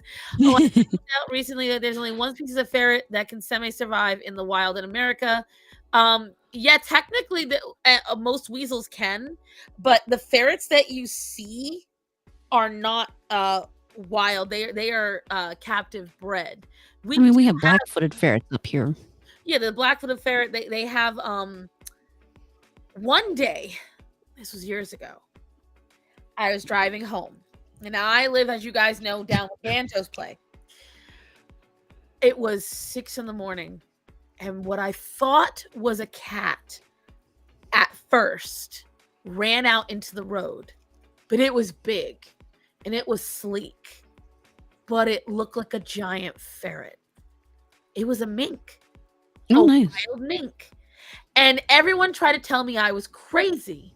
Well, this is why I love Google. So I Googled it. Wild mink exists in North Carolina all over, including where I live. And I was like, ha! But it's like, and minks make vicious. Oh my God. I think minks are related to mongoose, and you don't want any of that shit. You don't want to catch that smoke. But it's why I really enjoy this. But if you enjoy my humor, you should 100% check out my books. Waggles eyebrows. Yes, Rachel is an author, guys. Mirror Universe Splinter. What is this? That's what it is. The Black-footed ferret, right? There are. Oh, Starson, did I tell you I have a new bobcat living? Oh shit! Try to hunt your mom. Have you not been listening to us, Rachel? You don't pet the wildlife. Rachel, you're supposed to be one of the smart ones in this group. Where's Breen? She needs to yell at you. He had 0 of my princess. Well, yeah, he's a wild fucking cat, so. Listen, your princess vibes begin and end with your farm animals, woman. God almighty. Guarantee it was in some kind of trap, and she was like, come here, baby, I'll pet you. And just let me cuddle you a little bit. That's all. The wild minks here, too. They got imported to the country from the U.S. Let's say mink coat is a good idea when they get nasty. I will call him Snuggles. I can tame him. I will call him Snuggles. In 3 weeks, when she comes back telling us she's missing an arm, we're going to sit here and tell her, we told you so. In 3 weeks, when she's typing and only half the words make sense, we'll say, I told you so. And it's just like, I enjoy it. And I will say, Isaac Butterfield. Oh, yeah. Is partly why I really started paying attention. Because before I would just ignore vegans, but now I actively look for ways to argue them, because I don't know if it's just my ignorance, but I genuinely thought that vegans would just get over the fact that animals were eating their crops. Because to me, if I am going to have a principle to stand on, which all of you have seen, I try my best to stay on my fucking. He does have a great beard. He does. His dick stinks, but he has a great beard. I love when he says that. It makes no sense, but I love it anyway. Anyways, the fact they don't. I was making loud noises in my throat. The fact that they don't, and then they excuse it, but tell you that you eating red meat is is wrong. It just boggles my mind. And then again, they have no solution on where to put these animals that have been bred for thousands of years to purely be what they are. But yeah, because my mom has bad back, bad hips, bad knees, and is overweight, she walks like she's sick and wounded. Oh yeah. Yeah. Bobcat sees Din Din. Yep. All the way. And it's like, I highly recommend you guys watch that video. It is so good. I will probably watch it later. Then I noticed that he was following him to try to boop the bobtail. I want to say she's joking. But she's not. No, I know. But I know, because sometimes, them authors, they make them very, very convincing. That's right. They can get very confused occasionally, about what's in their books and what's in their head. And, it is how it is. Yeah. But no, a lot of times when you're dealing with an argument or someone who wants to argue with you in that regard, they'll often try to hold you to your moral standards without holding themselves to their moral standards, because they have none. But at the same time, when you're talking about the creatures they want to just let die because, you shouldn't eat them. When done correctly, grazing cows in a field can actually build topsoil as opposed to destroy it, which their food does. It destroys topsoil. It literally adds to erosion and the climate change that they're so afraid of. Whereas my food, while it's eating what they would eat, adds to it by shitting everywhere. Not only that, but what I find is hilarious. Like you said, they don't understand that, number one, if you want these animals to go back out into the wild, they can't function. Cattle have been wild cattle, like the aurochs. Aurochs? I think it's the aurochs. The originator of the wild cow doesn't even exist anymore, first of all. And these animals were designed to be out in the wild. So the closest they have is the buffalo. The Eurasian buffalo is being reintroduced out into the wild because it only went extinct, within the last few hundred years. We already spoke before about the ethics of bringing back mammoths and mastodons and stuff like that because they're trying to fix the landscape and fix the erosion. And I'm stuck in the middle because technically they were alive when humans were alive. We are the reason that they're dead. It had nothing to do with the climate change. They do believe some of it had to do with this, that, and the other. I know this since I'm a dino and it's because you a Hydrosaurus. But if you look at it, there are breeds of cows that are purely bred to make milk. They make terrible parents. Okay, like they awful parents. There are breeds of chicken that are terrible parents. Like, there are some that are fantastic, some that are not. And the thing is, I wouldn't mind if all of these animals were close to their relatives. And how I put it is, if you look at snakes, it's a great example. I love when people try to say that snakes bond to anyone. And I'm like, snakes might tolerate you, but it is not like, and this is why I say this. Hear me out, guys. You have to understand that if the animal has, what I said, heterosaurus. I mean, is that really so different? Listen, are you white hetosaurus? Because then you must be a heterosaurus, and you actually have patriarchosaurus, like patriarchosaurus. That's what we should call. I should patriarchosaurus. Hold on. I gotta type that out. I gotta remember that shit. Oh God, that scares me, Rachel. But yeah, I've heard about some of that. I'm sorry, but if it went extinct, the last thing humans should be doing is fucking with things more. There's an entire series of movies based on what happens when we fuck with shit. And let's see. Yes, I have heard about, and that's what I'm getting at. So the problem is that like, oh, that was me texting him. Wow, I'm like, who's texting my husband at almost 1 a.m? Oh, it's me. I'm stuck on it because, and I know that sounds weird coming from me because I always say like, don't fuck with it. But they were part of what kept our landscape proper. They are a missing key in our landscape, and we are the reason that key is missing. Let's make 10,000-year-old viruses great again. Right. No, yeah. They did do that. They brought back some like microscopic virus. I'm like, why? Why did we try to rejuvenate this? Because it all starts somewhere. But I mean, here's my thing is, okay. So the mammoth that did important things for the environment is gone. The environment will figure it out. We don't fucking need to fuck with it. The problem is that they're saying that so the reason why they can't figure it out, this is the argument. I just vague scientists, experts, them. They have said that the reason why that nature cannot heal is because we have taken up too much of the land, and we do hunt too much of them to create that new mega fauna. And they said the problem is that so we are taking too much, we are using too much, we're doing this, that, and the other. So the same shit they always say. Right. And I don't know how to feel about it. Part of it is just, for me, it's like, yay, mammoth. So I'm like, ooh, bring it. Like I said, that's part of it for me. Like, and I know that's wrong, but it's me.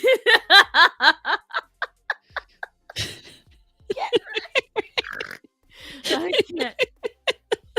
Just not hunting. And that's what they're saying. The thing is, like, the problem is that it's happening with elephants as well. And they said that that was the elephant that we had that helped the landscape. And they say if you look at it, it's a whole thing, and it's a little convoluted for me to have to talk about at 12:30 in the morning. So I'm not as cognizant as I could be. Actually, I mean, here's my issue with it is nature will eventually find a balance. It'll either kill us, which, that's... What are you doing up, young lady? Watching you, obviously. Right. So it'll either kill us, which, is a thing, or it will find another way because nature does that. And if that means that something's going to change in terms of landscape, the earth has been doing that forever. It is part of the normal cycle. These things happen with or without us. Us bringing this back is probably just going to fuck us up more. I don't entirely disagree, but here's where, says Batu, I have an answer for that. We shouldn't be putting out the solar panels. We shouldn't be doing the wind farms because, fun fact, none of that is recyclable. It is actually worse for the environment. Do you know how they get rid of solar panels and wind farms? They bury them and they leach all of those dangerous metals back into the earth where they rust because they're non-recyclable. So I am actually against green energy. I am against all of it. Lithium ion is actually super damaging to mine. It is a very dangerous thing to have. Do you understand? If you have an electric car, you have like 10 pounds of lithium ion sitting in your garage. And fun fact, if it gets too hot, that battery can burst at any time. And when that battery bursts, it is white phosphorus burning. It does not stop. I think somewhere in my town, an electric vehicle burst into flames out of nowhere because the battery got too hot. Oh boy. Like, I wanted to get a new Passat, right? I told my husband, because I hate the current car we have. I don't like it. I like German cars because they usually have the steel frame. Well, apparently they're getting rid of that as well. Very painful. But I do like the way that they operate, right? Okay. When I looked up the Passat, they have ceased production. But when they bring it back, it is going to be an entirely electric vehicle. I was pissed. Well, it's the government trying to push us into electricity for our own good. Yeah, and also, not only that, so Esteban made a good point, but there's another layer to this, guys. There's another layer to, get back here. There's another layer to it. Oh, knock it off! I like how just me yelling can stop them all. Sometimes. Yeah. Sometimes. It usually freezes them enough because then if my fat ass has to stomp out there, whoo, they scatter. Fun fact, guys. Solar panel farms kill everything around them. Yeah. They raise the heat in the area to an unnatural level. Creates a beam of light that is almost as bad as a laser and fries anything that flies over it. So migrating birds, rare birds, maybe an insect you've never seen and will never see, they get toasted, cooked, no matter what time of year. I don't believe in them. I don't like them. Not only that, but lithium ion, let's get past the danger of the what it does to the ecosystem. If you have lithium ion in your phone, you are helping with child labor and child slavery. Yep. And what I find hilarious is the same people that claim that gas stoves are racist and that making your kids autistic and making are the same people that are pushing for all this stuff. The same ones crying out BLM and all these things.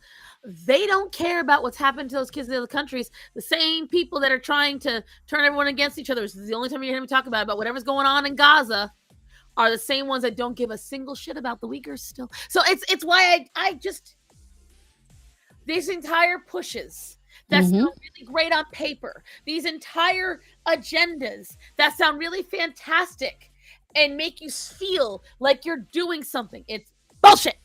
Also, thank you, Diane. How are you feeling, by the way? Hello.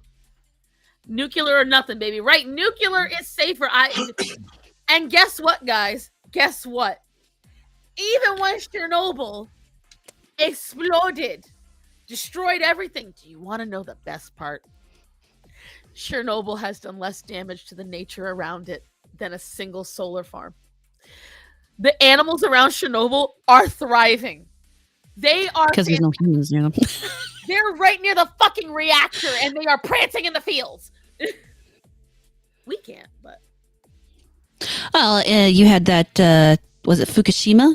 Yep, in Tokyo or in Japan after that wave, which is something that happened because it was aging and about to be decommissioned anyway. But yeah, the current day nuclear technology is so much more advanced from 3 Mile Island and that one. But the government won't let people build those things because bullshit, basically. Exactly.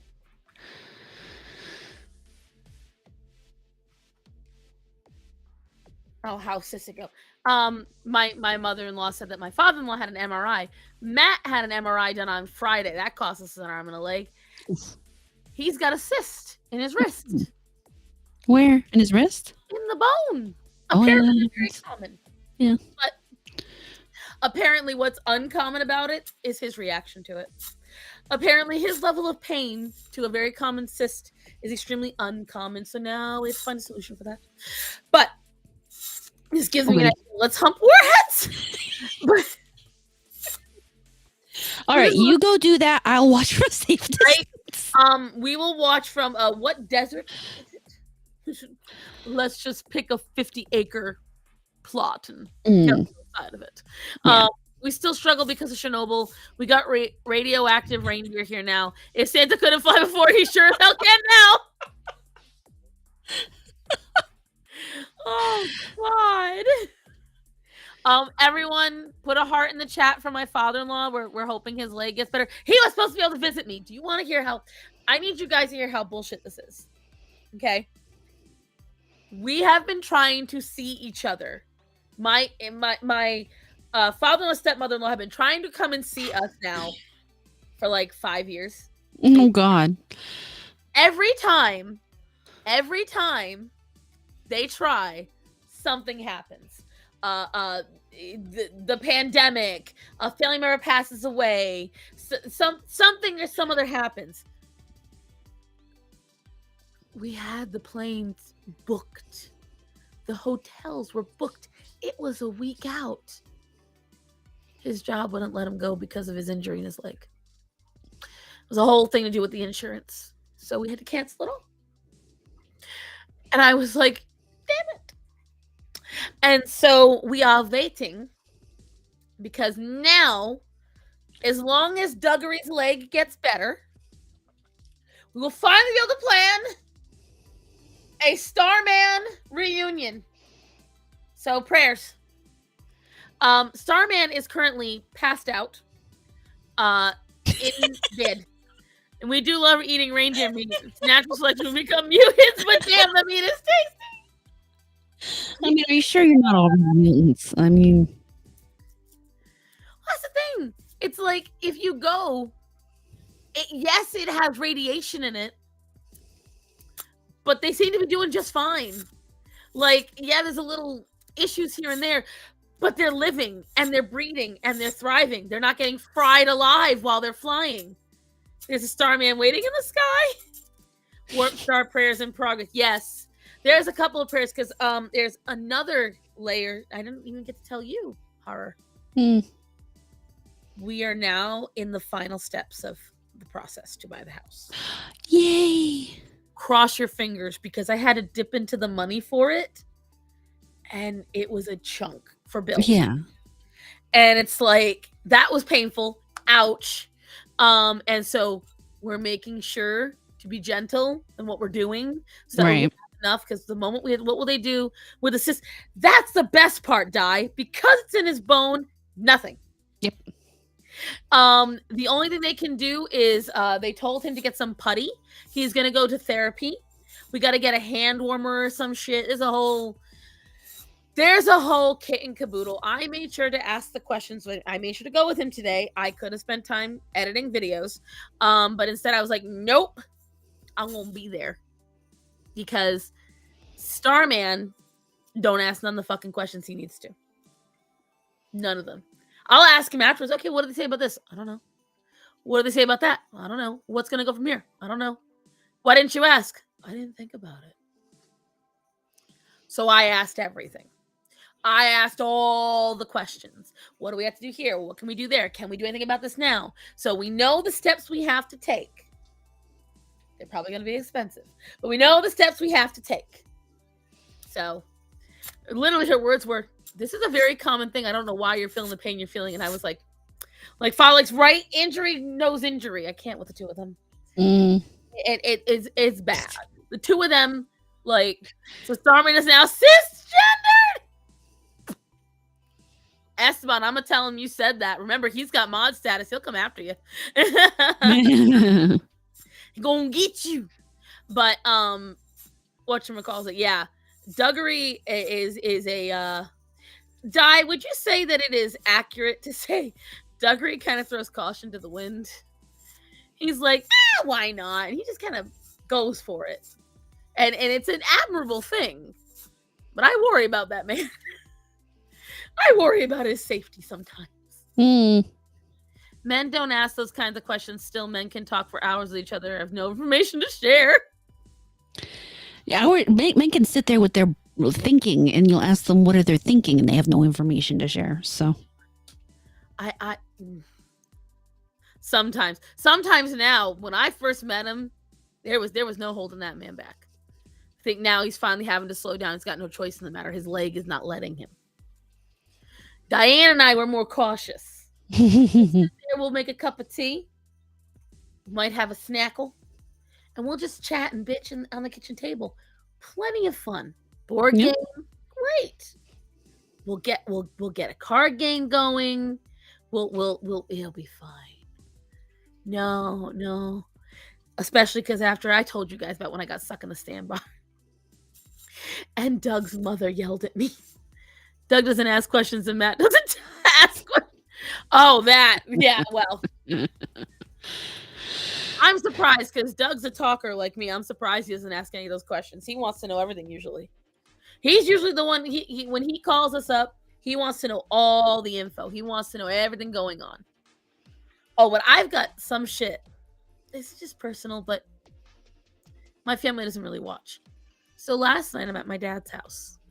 We're getting ready to leave. My aunt calls my dad to inform him his brother passed away. Now, my dad and him were not very close anymore. My dad was upset. I come to find out today, he ain't dead. The man's wife just decided to tell everybody he was dead for no reason. What? And my aunt, who called, is in her 80s. She is sick. So sick she couldn't even go to her family Thanksgiving. She's so sick she has to give up a lot of things. She can't move. Sometimes she goes days without sleeping. And they tell this woman who was so upset last night, now they got to rush her to the hospital probably because she's starting to get chest pains. Oh my God. Fucking serious. So if you wonder why we're not close to said uncle, you're getting a hint why. That's his wife. You can't. Yeah, they're both in hospice. They've been in hospice for a hot minute. And when I tell you, when my father called me and told me, I said, pass that by me again. What? He's not dead? Did they not check his pulse? Was there a mistake? Nope, she just lied. She just called everyone and lied. And I was like, oh, and this is why I am fine at this point in my life, not being a part of the family. Yeah. We're going to build a new one with little Isabella. Auntie Cassie will just spoil the fuck out of this kid because none of my husband's siblings even think about wanting kids. Half of them are already at that pace in their life where they're not going to. And the other half is just, I doubt it's ever going to happen. Right. No shade to them. You can ask Diane. I know she'll agree with me. It does not seem like it's ever going to happen at this point. Although I will say Matt's youngest sibling is only in her early 20s. It can change. I know. See, even the dog agrees. Thanks, Sydney. Sydney even agrees with me. Here's what you do. You and your dad go to Home Depot, grab some ladders. My dad is 73.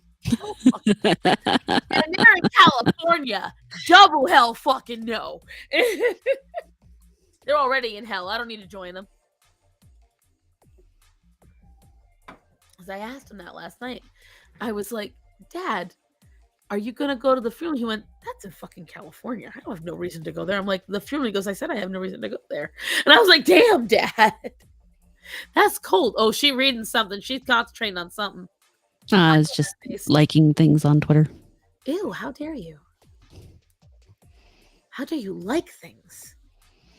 Oh, I got a friend who's trying to get his wife's Twitter account up in things, and post the link. We can all like it. Damn it. Yeah. And then John Stossel's talking about how good capitalism is. That's always a good tweet to read. I love capitalism. Capitalism's amazing. That's why I get a kick out of it. Like, do you see that? Did you see my other video about that fat bitch that wants all the hotels? Oh, that moron. Yeah, we watched that. That was a good video. And thank you. And that little, I don't know what nationality she is, but the one that goes, capitalism, babes, capitalism. If you all remember back to last October, that's the bitch that got mad at me for calling her out about art and the way things are drawn and how body positivity is not positive, and tried to cancel me while I was in Vegas, and I laughed and laughed at her, and it was quite funny. I laughed from my luxury hotel room, and that is something I'm very mad at. I lost all those videos. I'm a little mad about that.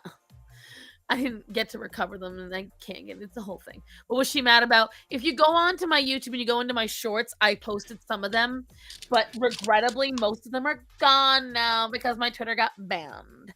But anyway, you mean your TikTok? Ether, huh? You mean your TikTok? My TikTok got banned, and I can't get into my other TikTok because the email no longer exists. And I can't remember the password. So I can't even get into confirm. When I tell you guys this whole TikTok bullshit, and so I'm having to use a TikTok that I did not want to use. It is not aesthetically right. The name is not right. Preferably in front of said door, right? And so it's she was sitting there going, she wants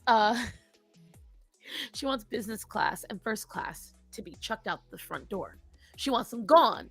So that way everybody can get a fair shot at a big seat. Because in her mind, fat people and disabled people and tall people are forced to go to the back of the plane and the plebeian seats. And I'm like, well, no. If you pay for it, you get what you want. Yep. And then she tried to whine, well, you know why they do it? Because the captain, they're greedy. I'm like, the entire airline industry in every single country is capitalism. It's all private. The reason it exists is capitalism. The only reason it exists. The only reason it was even invented. Capitalism. Yep. I get a big kick out of it. Oh, it's greed. Yes, but there is human greed and everything. Look at every single society. You will find greed. Oops. I didn't even think the little balls would stick on their own. Oops. It's metal, that's for sure. Mm-hmm. Preferably inside door. I don't use TikTok. I use TikTok because, one, that is where all the crazies are, and that is the best place to farm content. It really is. You want to look up just the most insane shit. Vine was fantastic. You only got 15 seconds, maybe 30. You couldn't do much more than that. And they kept it that way. It was great. TikTok comes along, and it's just like, I don't know what happened. I don't know what went down, because it was Musically first, but its algorithm is very parasitic. It's very predatory, and it does a really good job of making you believe everything you see is all that exists on the platform. That's why when I got in the fight with the Asians on TikTok, they truly believed there was a whole section of TikTok that is just for them. Really, it's just their For You page. I truly believe the same thing used to be on Twitter, because you hear people talk about black Twitter and fat Twitter, and it's like, what are you talking about? Everything I see on Twitter is just other people on my feed. They don't realize that if you just keep commenting and following the same things, your Twitter feed will always go to that. But like when I continually start to look at historical pages and art pages and nature pages, they pop up more on my feed. Mm-hmm. When I was consistently looking and interacting with Pearl's stuff, all of Pearl's shit kept appearing on my feed. Even when I muted her. I don't interact with it, like when I don't like and comment, it still shows up for me. And I miss Vine so much. Vine was so good. I hate they got rid of it. But it's just, it's stuff like that where they like, it's like the art Twitter. Okay. I did not. This is so mean, but I didn't realize how many NPC artists there really are. I thought that the age of DeviantArt was over. Okay. I thought that because you always know that fan artist when they have the short people are oppressive too. Not in front of me, bite me. Night, Diane. I love you. Night, Diane. And tell Duggery I said hi and I love him too. And I hope everything goes over the MRI. Anyways, so if you look at all of them, it was like they gave them a character sheet you could pick from. Okay. You got your selection of gender identity flags, your selection of social justice things, whether it could be about COVID, BLM, whatever. And then you got to pick the age range. Mm-hmm. Usually. And mental health. Okay. So you add in the mental health issues. Typically there's at least 3 per. Yeah, mark off the ones you want. Mm-hmm. Yeah, mark off the ones you want. And then you got your character mod. Okay. Sorry, it might ruin my back to bend over that All right. Can I block this user? How do I block a user on somebody else's channel? God. They all come with the jokes tonight. Motherfuckers. And what did I say? They threw me off completely. You were talking about the NPCs in art Twitter. And then you got the character mod, right? Okay. So you got your basis, and then you had to pick which 5 neon colors they were going to utilize, okay? Mm-hmm. And then you had to pick the fetish. Because they all had a fetish. Some of them liked dicks and tits. Some of them liked the bloat. Some of them like everyone had a thing. One of them just Don't forget the furries. Right? And you just pick the fandom, pick the fetish, and usually there was a lot of eye makeup. There was a lot of SJ Thacky there. And it was always the same thing. And they all, every person that got really mad at me. And then their profile picture with "Don't you fucking dare." No. Stop me on the shelf. He only does it when I'm in here. Mm-hmm. Only when I'm in here. Anyways. And then they would sit there. And all of them had an anime profile of some kind. And then they proceeded to say, yourself. No one likes you. Everyone else is saying you're wrong, so clearly you're wrong. So you wanna lick the boots of the greedy capitalists. Oh, girl, you're wrong. Just because all of you think you're right. And again, all of them felt there was an art side of Twitter. You're not welcome here. You're not welcome in this. I don't care. So what? And what's hilarious, I'm not saying that I started it. I am saying that it is most serendipitous. Ever since that tweet went, I don't want to say it's viral because only that particular section of people Hot. It got hot. It got angry. ever since that got angry, Hollywood has proven me right. Comics have proven me right. Even Wish across the board. There is not a single reviewer, liberal, center, or Republican, that likes this film. No one. And everyone has the same complaints. Everyone. And I keep getting reaffirmed. So that's why these people create these bubbles. And they believe that nothing can stop them from their bubble. And anytime something enters it, they get all pissy. They get all upset, like you were saying, the Black Twitter. The only sect of Twitter I would love to annihilate is the cartography. Mm-hmm. I would love to get rid of that. Again, on the one hand, I've got to commend them for the cleverness. That's it. I will say Elon should be getting rid of that. The last time I checked on that was a year and a half ago, maybe more. I know he's trying, but it's not the easiest thing to do. But I saw Wish Thanksgiving night, and I didn't hate it. It's not about hating it so much, Mitchell. Some people didn't mind it, but the problem is the same complaint I hear is it's wasted potential. The main character is not endearing in any way. There is a nothing burger to why the villain is even a villain. A lot of stuff is left on the table. A lot of stuff is not explained. They say it very much feels like the movie was written by two different groups of people. They say that the animation feels like it was a half-assed attempt to make an original style, because originally this movie was supposed to be 2D, to harken back to the original, but they could not get enough original 2D animators. There's not enough in Disney now, because none of them have been trained traditionally.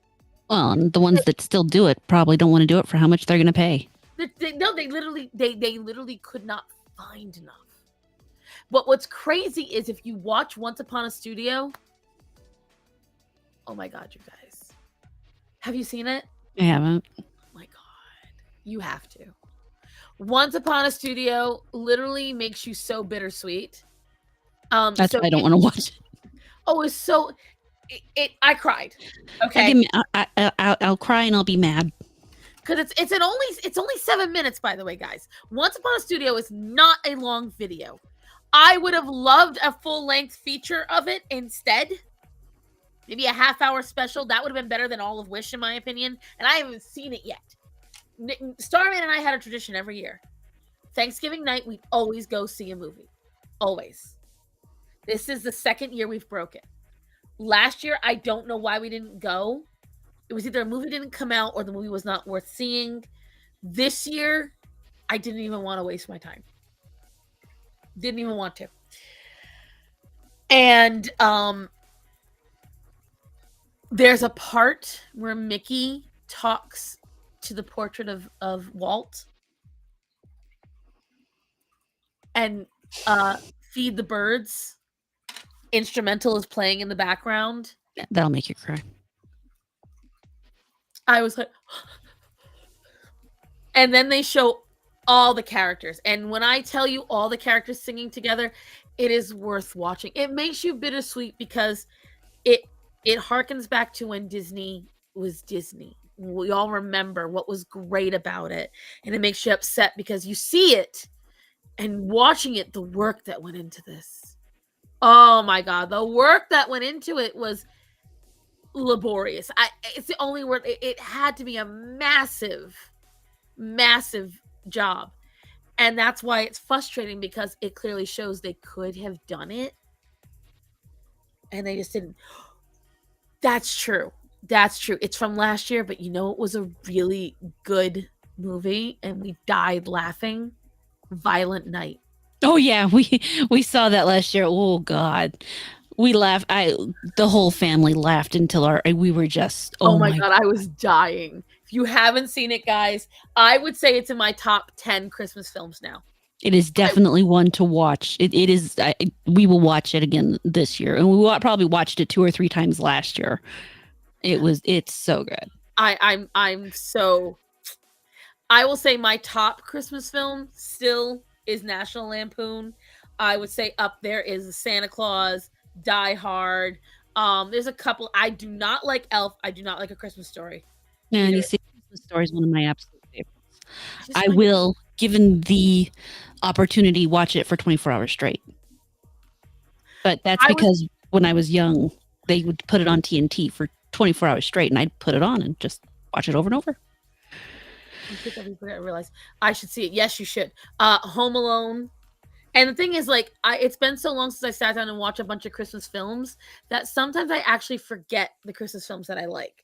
Like, I feel that Nightmare Before Christmas is one of those films that can be Christmas or Halloween. So I can feel like it's over. Well, I still love it. Like, it's just one of those things that I enjoy. Muppets Christmas is a great one. It's not in my top 10, but it is a good film. It's like favorite Christmas movie for me is Pirates of the Caribbean. Okay. You're going to have to help me with that one, babe. I don't remember what part of that was Christmas. I'm trying. It's not a jar of dirt. I'll tell you that. Like, it's I enjoy Christmas movies when they're done right and they're fun. The Grinch, I feel, hot take, I really do feel the Benedict Cumberbatch one was fun. That was actually a really fun version of The Grinch. The only one I acknowledge is the original. See, I don't love it as much. I think the Jim Carrey one's really good. I think mainly because he just looks the part, and it is very memeable. I just feel like they try to humanize him too much, and they get away from the actual story. Well, again, that's the fault. Anytime you take a shorter film and you make it longer, like they made the error by making the Cat in the Hat one. Way too long. Oh did a good job with the Lorax. I think the Lorax did a great job of not getting too deep into any of the characters. Well, the Lorax was a longer one anyway. Right. But I think they did a good job of not making it too the backstory. Oh, right. Like there doesn't need to be a goddamn backstory. Right. There's way too much of that. But again, that was I think one of the reasons why we can look back on it without being too negative is because that was at the beginning. That was when it wasn't done too often then. It's so overdone now. Yeah. It's overdone where you've got to feel bad for the villain. You got and again, I think what the tipping point was for me was that live action Aladdin. You made me agree with Jafar. I didn't watch that. I am going to be entirely honest. I have not seen a single one of the live action Disney remakes, and I don't plan to ever do it. Except for the Jungle Book, you're not missing much. I might have seen the Jungle Book one. I take that back. The Jungle Book one was really good. Like the Jungle Book one was good, but I haven't seen any of the others. I enjoy the Beauty and the Beast one because I think that they did fill a couple of gaps that were nice, but big but, I also can see where they done fucked up. It was stupid. There were certain things that they answered that were great. Emma Watson was not right for the role, in my opinion. She was not. She couldn't sing, and while she's a good actress, I'm sorry, she's not pretty enough to be Belle. She is not charming enough to be Belle. She is a very studious-looking character. That's why they picked her to be Hermione. She doesn't come off as this gorgeous, charming girl that everyone's in love with. I hated Emma Watson's take on Belle. Right. I hated how they made everything like, they bring up the Black Plague, right? So in the movie, they reveal that Belle's mother died because of the Black Plague. Okay, so you can't bring in that realism and then put blacks, and I'm sorry, I'm not trying to be racist to say it, this was the 16 and 1700s in France. And they were putting Black people in positions of power in this small French village. That doesn't make any sense. That makes zero sense. especially when you realize that up until the 1900s, what France was still doing to any population of people that were not French and white. So it's like it's just shit like that. It makes it harder for me to believe the story. Yeah. Because you can't sit there and do all these things that are right to the time and oh, it's accurate to this, and then do like there's no need for it. There's no need for it.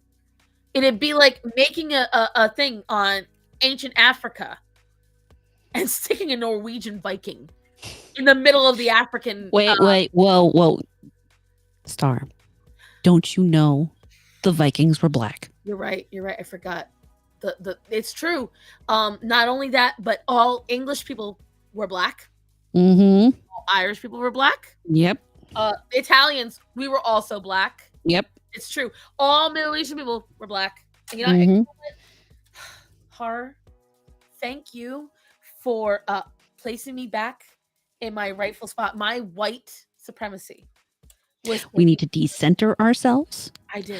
Decolonize this conversation. It's true. I have to step aside and let black voices. Sheep, you need to come in and put us back in our places. We silence ourselves. Thank you, Horror. No, hold on. Honey, please come here and He's like, shut the fuck up, woman. He's not listening to us, so he has no idea what we're talking about, but he knows the second I say, come here, then I'm like, I'm on some bullshit, and he's like, I'm not interested in participating. tell him he's got to show the colonizer. You got to show the colonizers how to behave, honey.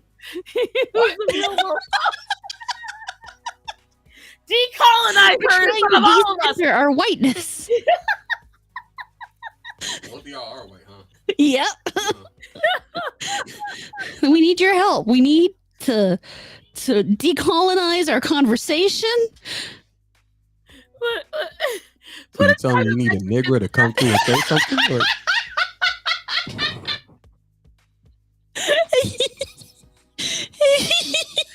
I can't. He made us laugh so hard they didn't hear him tell him to say it again. We laughed. I laughed too loud. They couldn't hear you. I felt like you heard what I said. You just want me to repeat it. No, let's start. Silver Ogre literally said he couldn't hear me.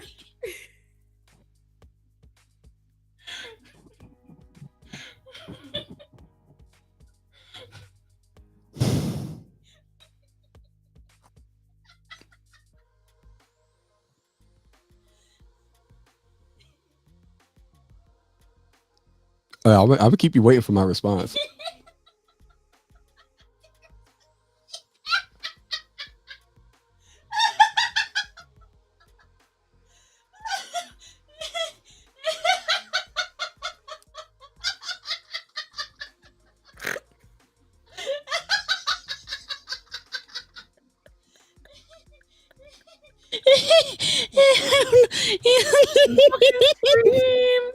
No, he wasn't muted. It was just me.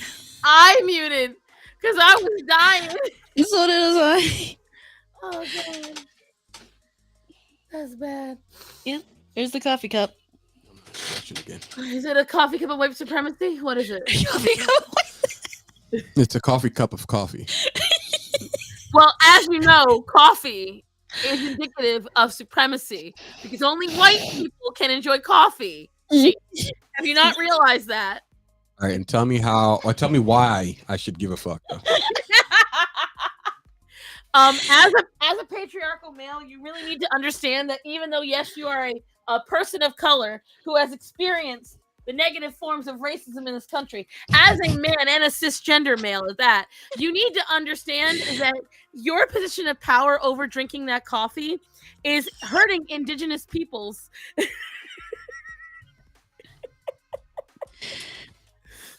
You are hurting indigenous peoples by drinking that coffee because you are using your patriarchy. Yeah, the camera's racist. It keeps going. Damn it, keeps. There. You drinking that coffee, sir, is a sign of your patriarchal, male-centric ego. Because there are indigenous people who had to struggle to bring those coffee beans to you. I need to... Sheep, stop oppressing yourself! I need to understand.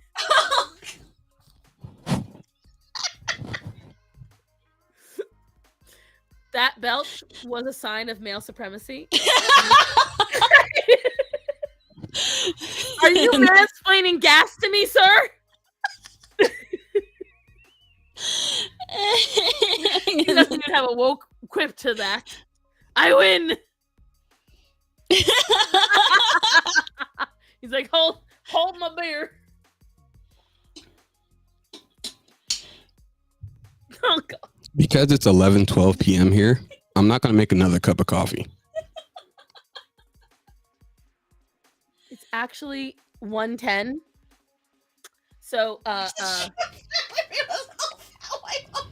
need to understand that daylight savings and differences in time is another sign of white supremacy. So you're internalized. Whoa. You got to be careful there because he is black and you're talking about time. They're not good at that. Is that why you're behind? Do you think it's only 11 there because you're always late? He's like, hold on, I gotta get this.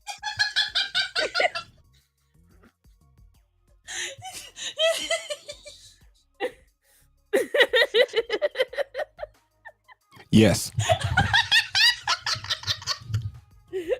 I win. No, only for now. But yeah, as Mama Amarada was saying, the person who struggled for that coffee he is drinking is an old fat white woman. I know, Mama. That's why my cup is empty now. Oh God. Remember being on time. Except Rippaverse books are on time and EVS books are always late. We won't discuss that. This video wasn't demonetized before. No. Remember, see, Sheep smiled, and that is also a sign of white supremacy. You cannot. Well, he wasn't laughing, and notice the two white women were laughing. So being racist again. Oh God, it just never ends, guys. I can't keep up. No, I can woke off with the best of them, but sometimes even I lose track. Oh God, what were we even talking about? She absolutely derailed us. We went off. Oh my God. Oh Lord, she's English, so he is oppressed, right? That's right. He's supposed to be speaking like Shaka Zulu or something. Like there should be some clicks and some snapping or something. Because clearly, that's the only way that any African nation speaks. That's all right, guys. That's all right. It's just another sign of the patriarchy. We'll get through it together, kids. You guys own pets already. Sheep isn't a black man. He can read. He has an ID, and he didn't vote for Biden. I know it's true. He didn't. He's just. No, he's just melanatedly blessed. Right. And see, we're not really women because we believe that abortion is wrong, and we agree with Trump, even though we're not like. Get iffy on the Trump thing, but listen, if I had to pick, I'm just saying. Yeah, I mean, I would rather have myself a Javier Milei, but I personally, just because I know it'll piss so many people off, if I had to pick the ticket, I want Trump with Vivek as his vice, because it would just make so many people angry. It really would, and it's just would be beautiful. I would love to see it, because then how the hell are they going to call him a racist? They're going to have a real hard time, because then they're going to have to they are going to have to then devalue Vivek as a person of color. Oh, but they will. They have zero problem with that. Oh, I know there's zero problem, but then that opens a whole new can of worms. Let me tell you something. I have been hearing in the last few weeks, some people from my old life, from back in Rhode Island, friends of mine who stopped being friends with me and deleted me off social media over politics that are POC. Back out. Not only have they all adopted cats now, which I think is hilarious because they all hated cats. They've all told me they're voting for Trump this time around. Oh, really? And these are Spanish women. Ooh. So I'm thinking, but they were very proud of their heritage. So I'm thinking Latinx kind of got to them a little bit. I'm thinking that was the start of it right there. Yeah. And technically speaking, trans women are trying to overtake the position of women. Right. Who was that that recently said women's sports are not for subpar men? And I remember who said that, but that's a good one. The way she phrased it was a beautiful thing. And the thing is, again, obviously, you guys see who I love. I love Blair White. There are quite a few trans people that I talk to and been friends with. Heron being one of them. I don't feel like going off and name dropping all the trans people that I'm friendly with or that I support. But you'll probably forget one, and then right, and the next thing you know, I'll be canceled for that. And like, I'm very careful these days of interacting with some of my trans followers because I don't feel like dealing with the headache. I state my piece. You don't like it? There's the fucking door. Social media, it's really easy to get rid of me. Oh, yeah. It's real easy. You can just go. This is not an airport. Don't announce it. Just go. Because I will 100% make you feel bad about it. I've had that happen a couple times the last few weeks as well. Someone tried to shame me for what I'm saying on YouTube. I'm like, why are you still here? Did I change my mind? You're not changing my mind. I'm like, see you. And it's like, men are the best women. I still hate the word caps. What do you mean? Oh, like saying cap is and they lied? I don't get that one. I've asked Sheep to explain it to me multiple times. He doesn't understand. Cap? Yeah, I don't get it. So when they say cap, it means no. I understand what they're saying. I don't understand, like, where did it come from? Like, if you're wearing a cap, then you're good. But if Riz, I don't get that one either. But I will say something to say. I don't mind some of the new lingo the kids have come out with. And some of I will give them this. They may not be mentally well, and their fashion taste may be atrocious. But these chitlins of this day and age do have a fairly good comedic bone. I will give occasionally. Zero freaking cat. Real for real. You wait there. I mean, which is where subpar men competing in women's sports or those subpar men winning said sports? I think it's both. Isn't that the same thing?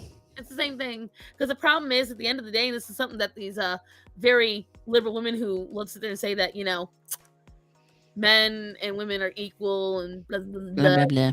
They don't want to hear that we are 100% not equal in physicality. And this is something that Pearl could never understand. Or she understands and she, like, pretends to be ignorant too. You can be, in a value way, equal, but have different values that make you equal. That's like saying my bills are not equal to my social life. That's not true. Bills support your physical life. Your social life supports your emotional life. Both are equal, but both are valued differently. Your mortgage will not help you have fun. Your mortgage does not give you the emotional love that family does. However, that same mortgage pays for the home to have the fun in and to keep your loved ones safe. That's the best way I can phrase it. It's not about whether or not you are the same. It's your what. I thought Lies of P was going to be an expose about Pearl. Different skills and strengths that contribute equal value to society and home. Mhm. Exactly. Well, go ahead. Fact is no two humans are equal to each other. It doesn't matter if they're male versus female. Two women aren't ever going to be the same. Two men aren't ever going to be the same. It's not how that works. It's just, people have individual skills and abilities that are complemented by other people who together make up a whole that can then create things greater than themselves. It's just how it works. And the idea that people can be straight across equal to each other is not only is it unrealistic and idealistic, it's wrong and leads people to do things that aren't helpful to anybody. And this is the problem that we're facing right now. It's like, and again, like the Pearl was praising Tim, how much she loves him. And then Tim Pool came out and pretty much said she's a fucking moron. She is. Now, which she is. But what I find funny is, so Pearl will sit there and say on her own timeline, men are smarter than women no matter what. She'll say this word for word. Men are smarter than women. There is no woman that is smarter than a man. Da, da, da, da. But the moment Tim Pool came out against her, she started trying to fight with him and say how wrong he was. He doesn't know what he's talking about. He said she surrounded herself in shitty people. And she immediately started saying, my parents did this, that, and the other. That is not someone you surround yourself in. That is someone you didn't choose to be around. She purposely misled the conversation to pretend he's talking about her family. Bitch, we talking about Tate. We talking about Fresh and Fit. We talking about the asshole. And see, all of them, and this is one thing I love, all the people that were okay with her, she has stepped on all their toes. Oh, yeah. She went after the quartering. She went after Sydney Watson. She's gone after Tim Pool. And the thing is, these are all major voices on the right side. Whether or not they think they're right wing, whether or not they like it, she stepped on Lauren Chen's toes. These are all the people that are leading it. She steps on Ben Shapiro's toes. Now, granted, the whole thing with Candace and Ben Shapiro, that's a whole other fucking moronic. Never have I seen such asinine arguing. She wants to listen to her when she says every woman is bad. Right, but then she says she's not woman hating. Like, she'll sit there and call everyone whores and go, I'm not being mean. I'm not bullying. I'm just speaking facts. Well, then, so she's a whore is what she's saying? And that's the fun part. Like, and then now she's finally sitting there. I've never said I wasn't any of these things. Okay, but by your own volition, you have said you would never take advice about relationships with someone who hasn't held down a relationship. You do not hold down a relationship. And it's very obvious now that everything you do is merely hate farming. What people claimed I did, she actually does. Yeah. Rachel, for fuck's sake. The facts and truth are rude. Yeah, right? Right. Tim could have just said, Pearl says men are always smarter than women. I'm male. You, Pearl, are female. Drops mic. There you go. But the problem is he laid out the facts. Brittany Venti. All right. So I was talking to Michelle the other day because she and I roast Pearl over text all the time. Every time Pearl does something, I go like, Michelle, look at this, and I send it to her because I'm just like, it's hilarious. And we both started talking about the Brittany Venti video. And I gotta say, I didn't really think much of Brittany Venti for a long time. I thought she was kind of like really boring and stale, and what she had to say wasn't good. I was wrong. And that's because I really didn't give her a chance. Whenever she talked, my eyes would glaze over because she's not super engaging. You have to force yourself to engage. Once you catch on to her vibe, engaging to a certain population. Well, yeah, there's certain assets of her that make it very engaging. But then I started watching her absolute dissection and destruction of Pearl. I now see the actual value of Britney. It's very impressive because when she tore Pearl apart, she did it in a very eloquent, very classy way and absolutely destroyed her. And Jay Aubrey, or Jawbry, whatever, however you say his name, his video, it absolutely just lays waste anything. Like, I'm so glad she got demonetized because what happened with Pearl right after that, you saw her. At first, she was like, I'm going to get it back. I'm going to get it back. She hasn't gotten it back. And now you see her desperately. Before, she was just tweeting stuff that would like cause a little bit of a fight, nothing big. Now she's just directly attacking anyone to create drama so she can generate clicks and generate views and get whatever she can possibly attain off of Twitter. It's so obvious. It's really sad. I don't listen to him for entertainment. How dare you, pluribus? On the plus side, we're entertaining. Right. Look at horror, always silver lining it for me. When she started, she was a drama streamer. She would bait people into messing with her just to react, and that was a while ago. I barely know Venti other than she knows Think Before You Sleep. Yeah, Think Before You Sleep is one of her mods. I found that out when I was in one of her chats the other day. She just popped up and I was like, I'm gonna go see what her chat's like. I will say when she's interacting with people, she is much more animated when she's directly interacting with someone. She is much more animated. She has a little bit more talk. She was doing a style mod video game of Pearl. She took a picture of Pearl and she was like, we're going to make her look better. So she was doing all these things. I love Tree of Logic. Tree will tell you right out she's mean. So whenever there's things, just because I really enjoy listening to what she says, I don't say it to her because I don't feel like getting blocked when I really want to see what she's fucking saying. And it's not worth having to go through the different accounts to do it. Pearl got dolled up recently. Did you see? No, I literally have her muted because she's one of those people that I know is attention farming. So I've gone out of my way to make sure I'm not giving her any attention. I don't know if I screenshot it. Let me see. It's her and Nina Turner. How do I know that name? Because she's an annoying goddamn bitch who keeps preaching for socialism on Twitter. I don't know if I don't know.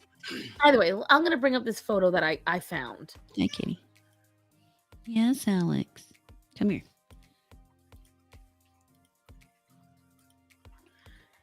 Pearl got herself dolled up. She screwed up.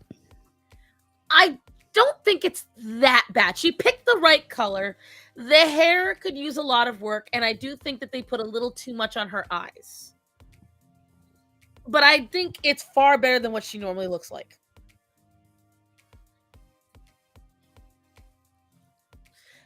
Esteban, that is far too vague. She's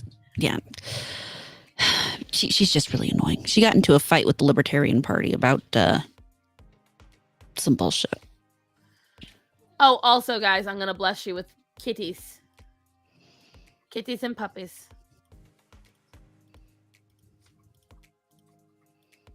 Yeah, this was Orion not happy that Greta was getting attention. Am I going the wrong direction? No, you're going the right way.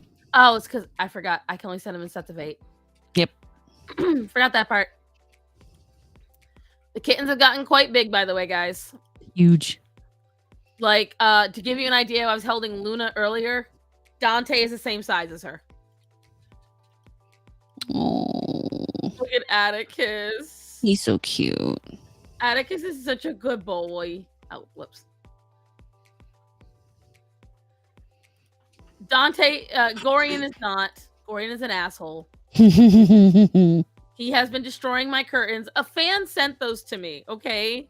And I immediately put them up. I loved them, and they were fine. And then these 3 came along, and now they're not fine. It's so sad. Let me see. Oh, just Atticus being pure serotonin. Oh. Look at how cute these guys are. And I want to go grab them out of the crate, but the problem is that they are so ready now. Mm-hmm. They're ready to be done, and I am ready for them to be done, but I've got to get them vaccinated because of Calliope. Yeah. So it's a little sad, but Atticus is my perfect little poser. He is really like just so good. He's gotten so big. His face has kind of changed. It has, hasn't it? This is what I've talked about, guys. The Rorschach. This is his Rorschach pattern. His stripes are just so clear. Oh, Lord, Lydia, your phone blows up with all those. Yeah. There's a lot of... You guys do not understand how many photos I have of animals on my phone. I kind of do. Well, she does because she does the same thing I do. You know how cute he is. Mm. He's the one that likes getting pet the most. This is like, I know it doesn't look it. He's in pure heaven right there. He is the one who actively comes up and looks for pets. He's the only one. So cute. He's such a good boy. I thought we could get a little mental cleanse. Well, I took Alex and Vincent to the vet at the beginning of this week, and just for their yearly checkup and their shots. And both are really healthy. Vet said he didn't see anything wrong. I discussed some of the changes in Alex with him, and he said, he's just getting older. You can try to fatten him up a little if you want to, but realistically, as they get older, they eat less. It's normal. I don't see anything wrong with him. For Sydney and or not Sydney. For Vincent, he was looking at his teeth, and the minor teeth after the front ones here apparently have some cavities in them that haven't really changed. But he said that where they are is fine. More than likely, he would prefer that the tops break off because then the gums will grow over it instead of having to pull them, because pulling them, those are big roots. And they're all like one line of a lot of teeth. Yeah, it's like those ones right there. So they're minor teeth that they don't really need, but they're ones that are most likely to have issues. Of course. So he says, over his years, because he's an old vet, so he's got a lot of experience with it. He's noticed that if they break off, most cats do just fine. And he would prefer that they break off and the gums just heal over it. Then I took Grace to the vet, and my mother had been on Facebook looking at, I don't remember what she was looking at specifically, but she'd saw some people talking about a new vaccine that they've been giving to dogs, and they suspect that the vaccine has been giving their dogs a cough. Yes, that was something I did want to touch on today. This is a new super cold, guys, that's been going around. And I'm really glad, because I was supposed to get the dogs vaccinated like about 2 months ago. And time got away from me, money, all that. I will not be bringing the dogs out to any facility for a long time. There is a severe wet cough, kennel cough like cold. And the thing with kennel cough, guys, it's actually a flu from what I understand. Yeah, it's a borderline flu. It can kill your dog. Mm-hmm. It absolutely can. No matter how healthy your dog is, no matter how young it is, no matter how old it is, it can still kill your dog. Starman told me straight out, he's like, we're not bringing the dogs out for a while. And I was like, what do you mean? He goes, we're not bringing them out. And then he told me about this, and I was like, not even going to argue with you. 100%. Because so at my restaurant, this was in the summer, and this lady gave me the dirtiest look, but I'm really glad I didn't do it. There was a woman from the town council, going around right at the end of spring, passing out free water bowls for the stores to fill and put in front of the restaurant for if people were walking around with their dogs, for the dogs to drink. Now, that sounds really great. So you think about all the bacteria. Right. The first thing I thought was all of these dogs walking around. That's so many people. There's hundreds of people downtown alone that walk their dogs every day. there is a lot of wildlife meandering around. Roaches, rats, mice, squirrels, birds. The first thing I thought was that would get a dog sick. And so I said to her, "Oh, that's fine. We don't want it. It can spread disease." She gave me the dirtiest look. She was like, "Okay." And then every other business in town took the damn bowls. I'm the only one that didn't. And I was like, I don't know. Because to begin with, it just felt like, as Silvar said, bad idea. Yeah. Bad idea. And on top of that, yes. Because the thing is, that's another thing on top of what we already have to watch out for at the restaurant. Okay, we have outdoor tables. When we tell folks you can bring your dog, we can just give you a plastic bowl that you can throw away. Yep. You don't got to get that one reusable bowl. That's first. And honestly, I prefer to bring my own water for my dogs personally. That's what I do. Everything I have for the dogs, I have. Like, I have their snacks, their poop bags, everything. And dang it, I'm trying to collect Pearl screenshots.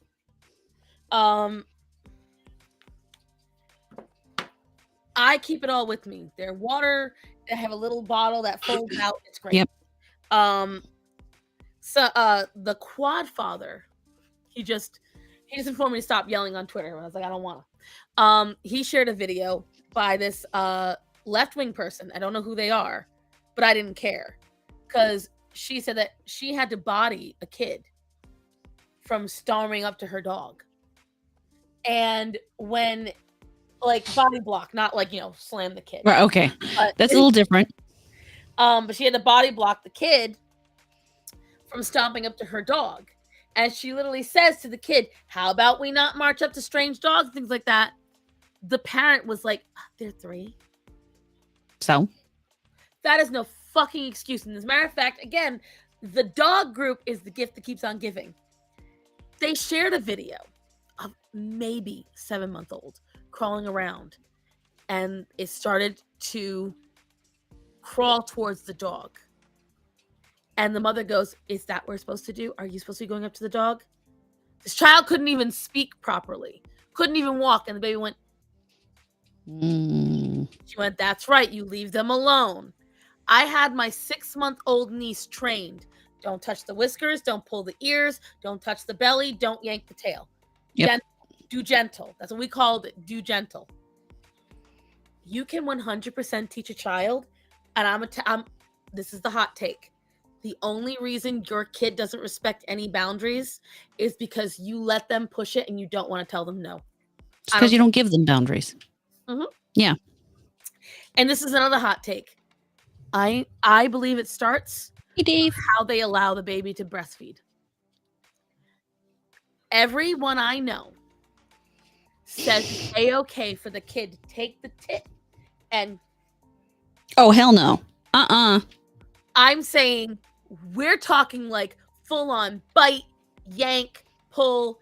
And I've always said if I had ever been a mom, that never would have happened. It would have been a little flick of the mouth, would have pulled off, they would have unlatched. That's cruel. No, you're teaching that child early to disrespect you. Mm-hmm. Whether you like it or not. I understand maybe the first time the kid's still learning. Even the second or third time, but you got to give them a sign that, no, you can't do that. Right. You stop them from doing that. Oh, well, how are they going to get the milk out? The way they're supposed to, just drinking. And I've had a lot of moms tell me, I don't know what I'm talking about because I've never done it. I'm like, I know plenty of women older than all of you who have breastfed, never allowed their kids to do that. It just wasn't done. Oh, I had a whole argument. I got into a whole debate on Twitter. No, and thank you, Annie. Thank you. Annie, did you ever let your kids do that? And if they did do it, what did you do to stop it? I would love to know because I had a friend, her breasts got damaged from how disrespectful her kid was. That's why you can't do that. Parents set boundaries or get spoiled kids. And there was this kid on Twitter. This video is going around. You've all probably seen it. They were all saying prayers, and a bunch of the kids were laughing. They had been warned several times. So grandma came out with the belt. Oh boy.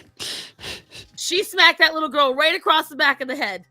Oh, there was a whole thing on Twitter. How this was torture, this was abuse, this was that, and the other. And I said, these kids were warned multiple times. These children were laughing, giggling, while their elderly uncle was saying prayers. So to begin with, and this is on Thanksgiving when everyone's there, okay? Mhm. This isn't like it's a family dinner. This isn't like it's like, it's the kids' meal. Everyone's there. You're not only disrespecting your family, you're disrespecting the Lord. You were warned. You knew the consequences. You only got upset after the consequences. After you suffered the consequences, yep. You only got upset then. A quick flick. Right. There you go. Right here. I was told that's abusive. And if they're doing that, they're not really hungry. They're just bored. Thank you.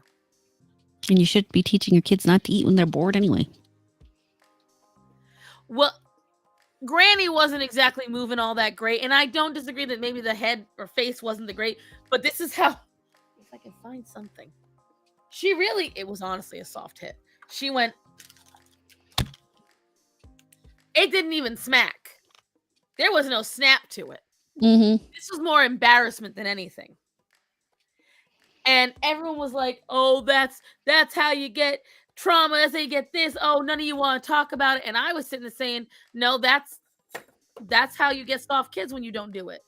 That's how kids learn that, at a young age, which is possibly the best time for them to learn it, that when something happens, there's a consequence, and you should think about things before you get the consequence. Oh, no, they said that all it teaches them is to fear adults. I knew that if I was bad, the wooden spoon was coming out.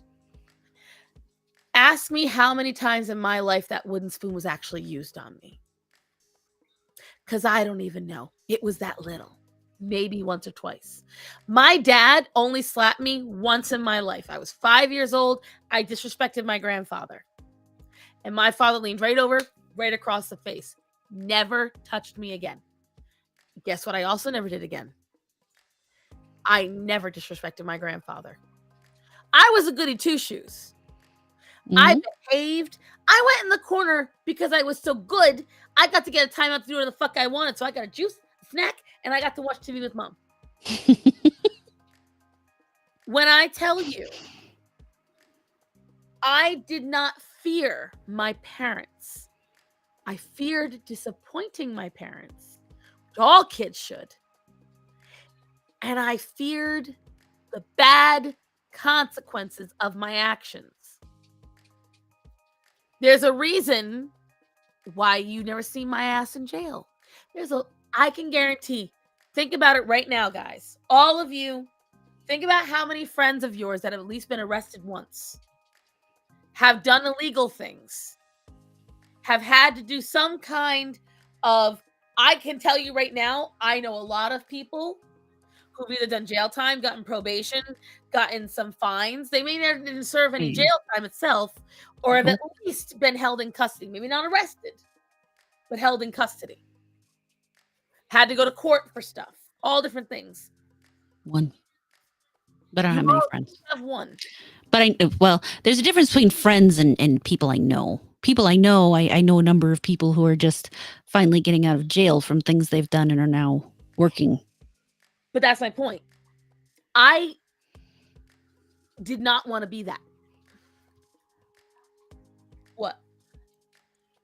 There's a guy on Twitch front page of a Mexican sleeping with monkeys. They're on his couch, not like it sounds.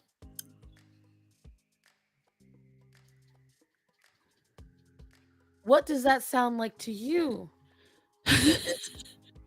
You see, you say sleeping with monkeys. I think, everybody's together in bed cuddled up sleeping. What are you thinking? Right. Hater. Do you need to tell us something? What are the monkeys in your house doing?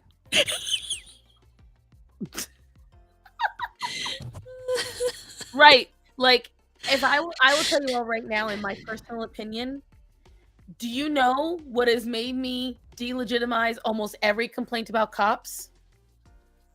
Body cam footage. I absorb tons of compilations of body cam footage. I'm a hater. What do you want? No. If you're sleeping with monkeys, that's the opposite of hating.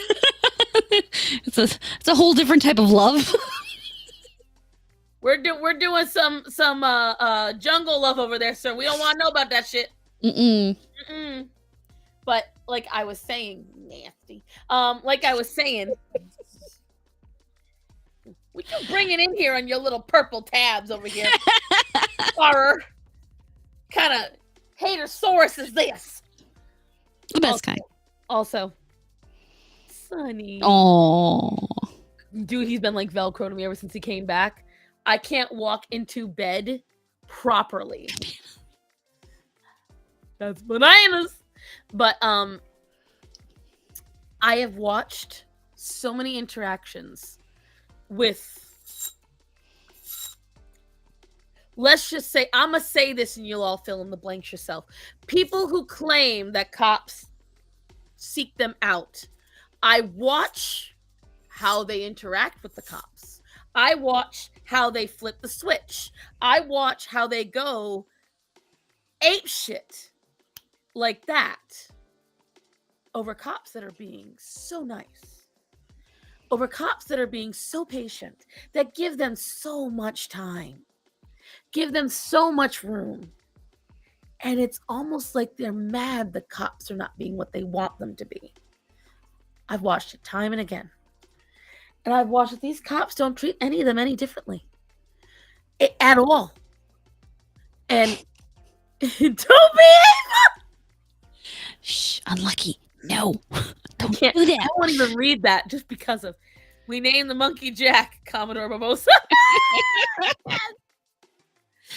I will say, you said something there that I think is kind of becoming an issue in society, that there are people out there who aren't receiving the type of treatment that is sold to them that they think they're supposed to get, so that they can, I don't know, overcome it or something, and they're very upset when they don't. I know what you're going to reference. Because I'm thinking of it right now. Ironheart. Yes! That stupid comic. And honestly, the first time I read that panel, my thought was probably a little different than most people's, just because the way my brain works, I guess. I don't automatically ascribe the same kind of SJW things that a lot of other people do, because my brain's weird, I guess. I don't know. Because I don't care that much. Maybe. But when I read it the first time, it's like, to me, if it had been written by an intelligent person, which unfortunately, reading further on what other people say, they're not, it's actually a good reflection on the fact that we have come a long way, that a young Black girl or any girl can go to a teacher and say, I want to be a scientist. And she's like, good. And so the reaction of the teacher, the reaction of Riri Williams, that's a weird name, to that, no, I'm not talking about the Japanese porno. But two, we're not talking about porn. You know, I probably shouldn't say that word on YouTube, but huh? We know what he was doing when he was quiet. Right. But that, what you just said literally is that reflection back, that but you're supposed to oppress me. Why? And the thing is, it's like, when I read it, number one, I was like, this can't be real. But then I thought, wow, this is the author, this is the artist making fun of that and showing that there is no struggle for this girl. But then I realized, no, they just wanted to show that deep down the teacher's like that. Whatever. It came first. But I've literally watched. Good night, Rachel. Night, Rachel. Sweet dreams. I watched. Thanks for the pictures of your doggy White Bear.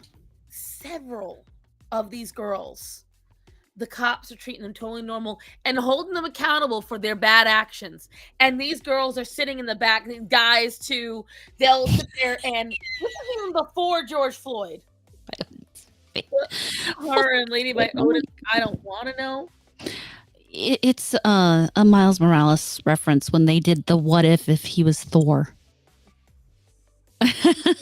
Look at him. Sonny. He's so ridiculous. Yeah, no, exactly, Silver. That's kind of where I was. But yeah, they dropped that ball hard. Yeah, I that is exactly what I thought it was going to be, but no, apparently they were leaning into it, and just we didn't realize it. What I think is funny is they didn't realize that they were kind of writing without realizing it. But when it comes to these girls, they sit in the back. You think I'm nothing but a... The black guy wants to say something. Oh, go ahead. I don't know how y'all got on the topic of Riri Williams, but I disagree with your statement. Yes, we discussed that in the car. I know. But do you now want to put on your headphones know. so that you can hear what Star says in response to you? Okay, sure. I will put my headphones on then.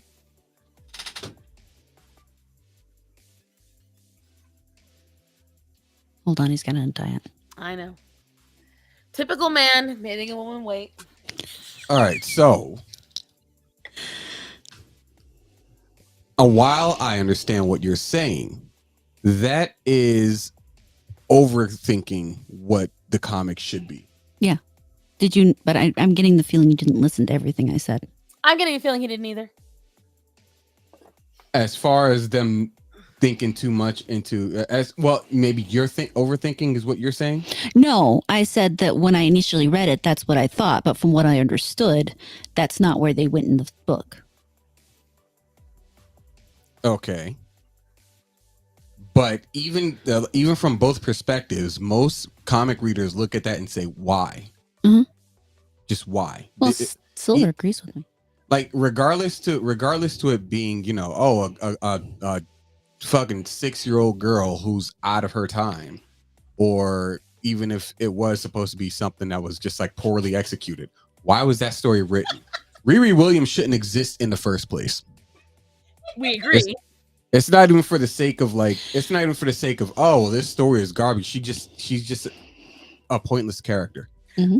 We don't disagree on that, but the point I was making is that when that was written, we thought it was a commentary on the woke cult, right? Like when you read it, we thought initially this was supposed to be a commentary kind of making fun of the woke culture, but instead what it was seriously sitting there trying to say, oh, she needs that motivation because it is still buried in there, and then it builds off from that, but it's all bullshit, right? So it's all bullshit. And what I was trying to say is in the part you didn't say, also Silvar's calling you out.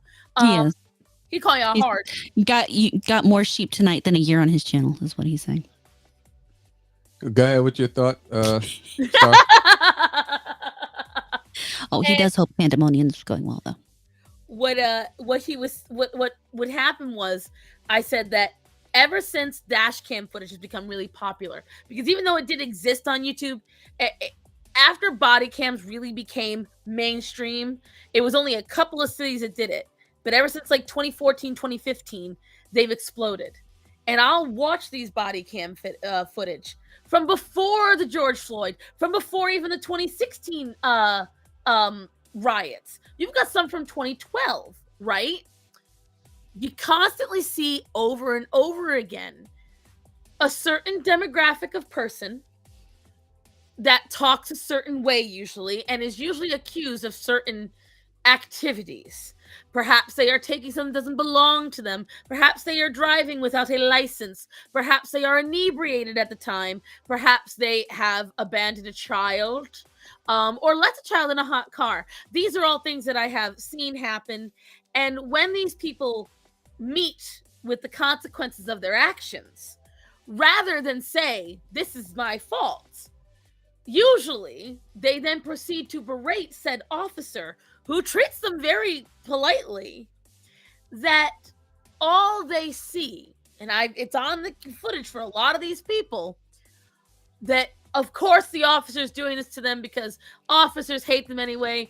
All pigs are this, that, and the other, and they see them as nothing but a hard R. All you want to do is enslave us. You see, I'm a hard R. I'm a hard R. And that's what they shout over and over again. You've done this to my people. Oh, you always target me. One woman got mad because her brother died in a high-speed chase in another town. And she proceeded to scream at the cops about it that caught her while she was stealing in a high-speed chase with an expired license, but it was the cops' fault. And what I was saying was, ever since I've watched these body cam and dash cam videos that have become very popular, what I've seen is a lot of the complaints these people seem to have and perpetuate in the media are literally being proven wrong in real time. There's no way you can doctor these. These are government released videos. They are not edited. They are real as they get. And what I see every time is these are people who reach for officers' guns. They approach, like I have found that, what's his name? The guy that got killed in his grandma's yard. I've watched the body cam footage endlessly. He ran from the cops. Then he, after running for a long time, turned around and approached the cops in the dark and pulled out something from his pocket. Sure, it was his phone. But why, oh why, would you turn around and charge the cops with your phone in your hand? And everyone's saying, oh, well, they didn't announce they were police. They said several dozen times, police. This is the police. Put out your hands up. Drop to the ground. Again, it's over and over again. The same thing over and over again. Yep, socially engineered narcissism on display. Over and over again, I see the same thing over and over and over again. And so it's just, for me, I've noticed that lately, if you haven't noticed, because again, these body cam videos are becoming very prevalent lately. These channels have exploded. There might have been some before, but now they are like everywhere.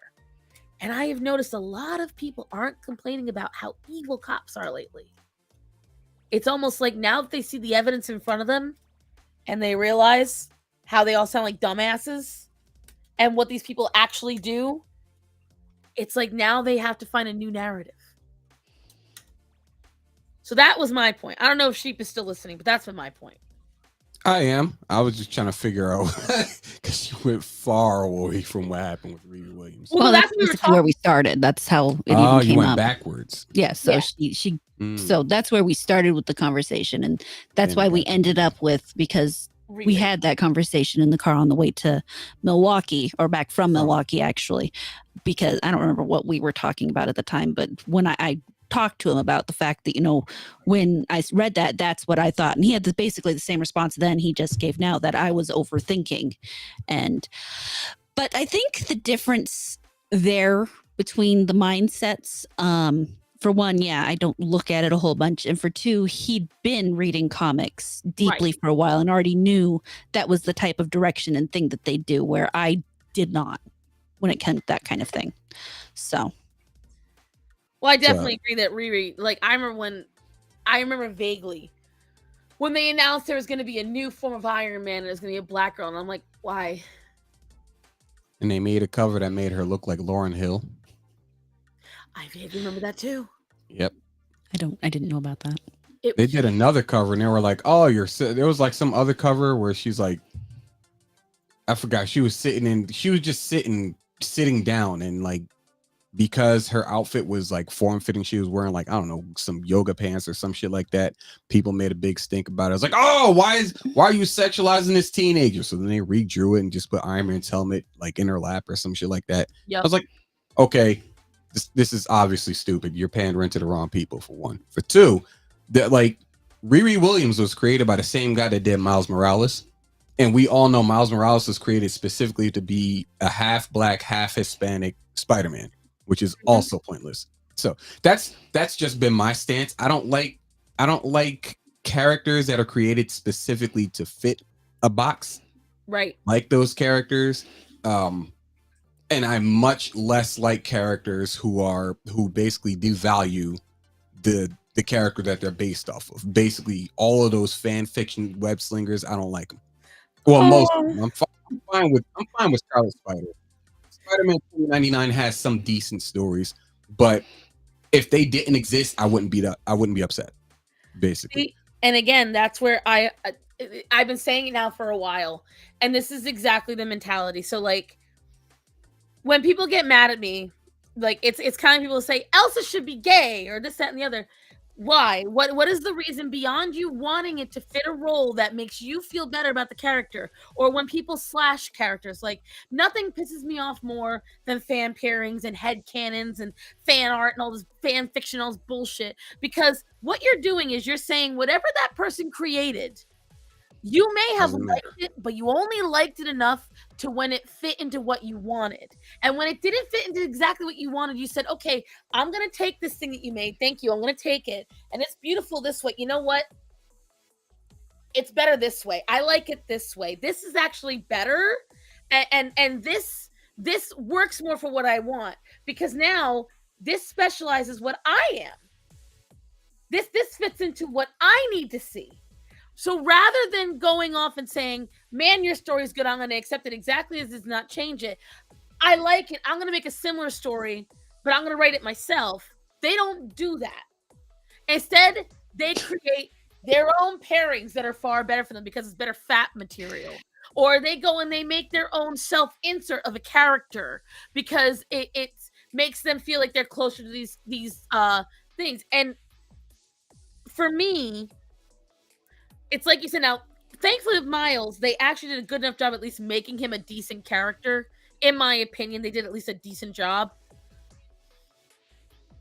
But the fact that their entire idea was Spider-Man, but make him black. And Hispanic. And the thing is, in order for Miles to work, they still couldn't get rid of Peter. Thanks, Minister. Well, yeah, that's because Peter Parker's Spider-Man and Miles Morales is Miles Morales. Exactly. That's what I'm saying. Like, they even still live in the same universe.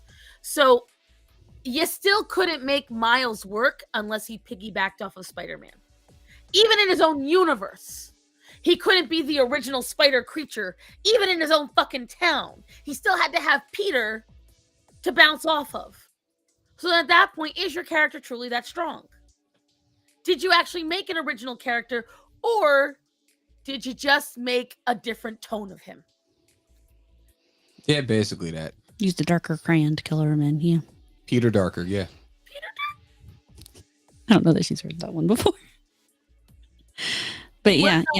We just didn't know. But again, like, this is the thing. Elsa was written originally with none of that in mind. She was written to be a villain at first. There was no romance to her. And the only thing they wanted to keep doing was making familial love. Then everyone saw it as, oh, this is clearly about gay people. No! It's just, that was not what it was about. People. Oh, here, I'm gonna give you an even crazier situation. Pokemon. Yes. There's a Pokemon called Salamence, and basically throughout its entire, like, well, the first stage of it is Bagon, and throughout its entire like evolution cycle, the Pokedex entries say, well, Bagon wants dreams of becoming a dragon with wings so that it can fly, because it's just basically like a little T-Rex looking thing with a little, or like a really solid head. So it does this thing where it dives off of cliffs to try to fly, but it doesn't. And then it shells up in its second stage, and then its third stage it turns into Salamence with the wings and stuff. Somebody wrote an article about that being a trans allegory, and I laughed my ass off so fucking much. Holy shit! It was the most, like, I have not seen reach like that since Luffy tried to touch the edge of creation. It had me dying. I don't even like One Piece, and that's a good reference. It's to me, the problem is that when you sit down and I say this all the time now, take any of these woke battles, copy and paste. It's just like how they sit there, like, and I can go full circle right back to this J-Bay bitch, sitting there complaining about how we need to have size inclusive chairs and in hotels and things like that. and you're making yourself, you claim to be the minority. You claim to be what a minority is. And what is a minority? It means you're a small part of the population.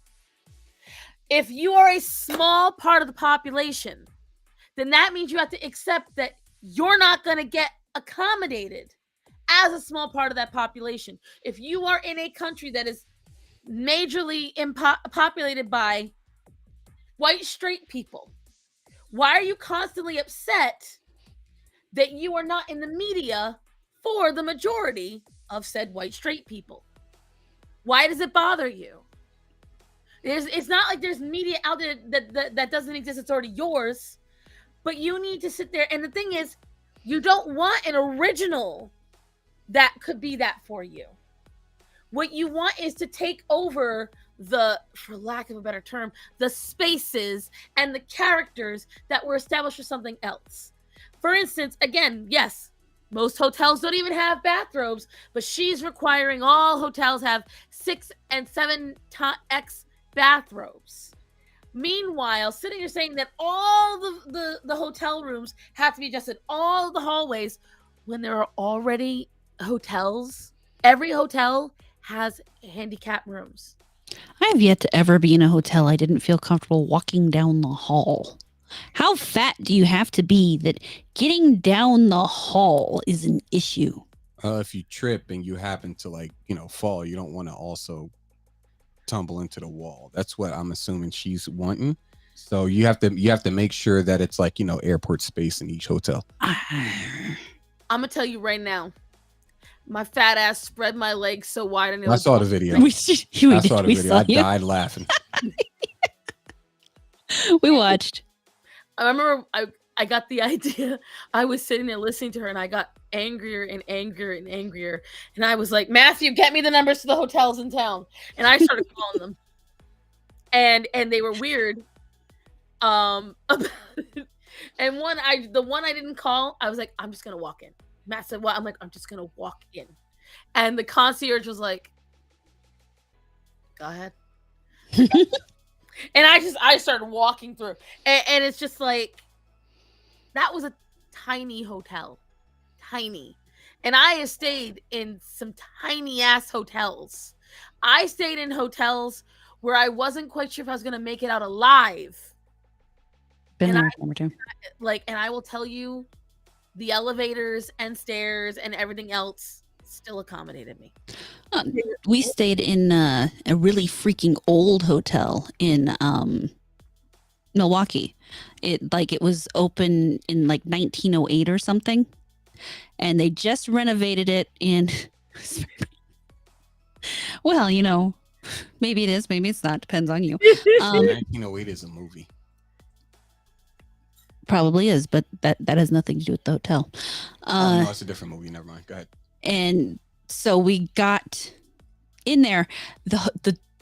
I have pictures. I have to send them to you. The elevator doors were so cool because instead of having the ones that open up, you had to pull them. The old metal gridiron one. Yeah. I mean, but these are really cool, decorated. They had a gourd. I mean, it's all Art Deco because 1920s and all that. And so it must have been in the 1920s that it was actually open. But anyway. In the movie I was thinking of was 1408. My bad. Yeah, that's actually an okay movie. Some really cool stained glass and everything. The room was not the biggest room I've ever seen. And as a matter of fact, the bathroom, to get the door closed, you kind of had to give it an extra push past the toilet because the door rubbed on the toilet. My only real complaint about the bathroom is that the toilet was so low, I felt like I was kissing my knees. And that's one of the things she said. She said, all toilets should be raised and widened. I don't know that it should necessarily. I mean, this one could be taller. I felt like I was back in grade school, with the little itty bitty toilets. That's a little much. So if you guys don't know, a low flow toilet is designed to save money. It is designed to be more ecological, and it's better for the sewage system. This wasn't actually, low flow toilets are terrible for the sewage system. Oh, see, now when I learned in aquatic based science, the low flows were designed to help out with the ecosystem and the sewage system. That's what. Yeah, the problem with the low flow toilet though is because in cities like New York where you have the huge sewer systems, because the system doesn't flush as strong as it used to. They're getting so much buildup True. that it's not. It's obvious it's not doing what it's supposed to do. But no, I mean this wasn't a low flow toilet. This was just a low toilet. No, this was definitely not. It wasn't a brand new toilet or anything like that. It was a low to the ground, flushed real loud kind of toilet. See, again, she would demand that they'd have to accommodate her somehow. And my issue is, again, you pick a struggle, babe. And it's the same thing over and over again. These people demand this representation, this accommodation, but they proceed to keep screaming, we're a minority, we're an oppressed class. You keep wanting everyone else, because like the first thing I thought is, there are fat people who are not tall, J-Bay. There are fat people who have small asses. I guarantee you all can think of at least one woman you've seen in your life who has zero ass, thin legs, and an absolutely massive upper side. So her belly, her back, her boobs, her arms, all the way up. Think Gorlock, but with a smaller bottom. And it's or just one of those flat bottom girls. The flat ass fat girls exist. Exactly. The negative ass exists. Mm-hmm. And I want you to think about this. Imagine one of them poor, short, fat, flat bitches sitting down in that toilet and falling straight in because they had to have them fucking widened. And then when they fall and they emulate a check mark. Oh my God. I want you to imagine all that belly and tit just going straight into their face. Oh, come on. Where she ever getting themselves. Oh, God. That's a real thing. And so the thing is, it's like, I guess children, fuck all them kids now. No kid can ever go to the bathroom in a hotel again. And these are things that parents are gonna have to start traveling with a step stool so they can get up on the toilet. Right. Oh, now every hotel will have to have a toilet step stool accommodation. Mm-hmm. To help, like, again, they're so busy trying to accommodate themselves. They don't care who they end up fucking over, because in their mind, the major class, the privileged class should just be able to put up with it. Oh, well, those dirty capitalists pay so much to have that. Well, now they get to experience like the rest of us. But you're the same people that are wanting the luxuries that come with those classes. Yep. It doesn't make any sense. And then the same people sit and go, oh, well, you don't treat me the same as a white person when you arrest me, but literally watch any body cam video.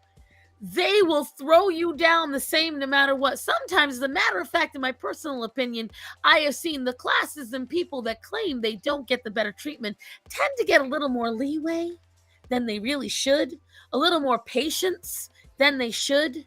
Although I will say there's one thing that I've noticed. If you're young, pretty, and big titty, they do give you a little more leeway. Yep. They do. That is true. And one guy, I literally said, can we stop just giving big titty young girls a pass? Because one of them was like constantly drunk driving and then acting like she shouldn't have to pay for that. And one guy came in the comments and said, clearly you must not have any. And I was like, 5 seconds on my channel could have prevented you from looking like an idiot, sir. Right. Like, because they assumed clearly she must be jealous of the girl's tits. No. I could donate some to her and she still would not be my size. And the point is, 95 to 99% of the interactions I see on those videos show that all of these social movements are bullshit. They have one or two. Come here, Sonny. No, don't go in there. They have one or two valid points, and the rest of them are bullshit. Come here, buddy. Come here. Look like a boy. Oh, who's my big, beautiful boy? Oh, I'm gonna get up out of here. By the way, I only came in for Did you enjoy the conversation, sir? Well, no. He just wanted to participate in the comic book portion of the night. I mean, the conversation's interesting. Don't get me wrong, but I didn't want to like hijack the show. Well, technically, I did as I usually do. So it's we don't really run in such a manner that it is possible to hijack because we are not. We are chaos. What's a structure? We don't really host around here. We just show up and talk. Sometimes we grab an animal and show it off. And Yep. sometimes we just completely run off the rails and start talking about random shit. Yeah, everything else. Yeah. Sounds like us. Though maybe we should wrap up for the night. Yeah, I was kind of getting drowsy. That's why I was like, kitty, pet. But well, I knew we were going to fly off the rails when we started laughing too much. I was like, oh shit, we're going to exhaust ourselves. This is over. This is over. We're not adulting tonight. Mm-mm. Oh, don't run away. I love you. Well, you start us off, babe. So I am going to be moving back to my regular schedule. If I have the time to read Curse of Yig, that will be my story for Thursday night. Of course, I'll be on the midweek hump. There is no guest. We are just hanging out together and having fun. Apparently, Sheep, you are the show, according to Unlucky Maker, but we both know he's Norwegian and thus wrong. Actually, he is a Viking. You're right. He's black. He's one of the original Moors. All that laughter for the kitten massage. Oh my god. Oh god.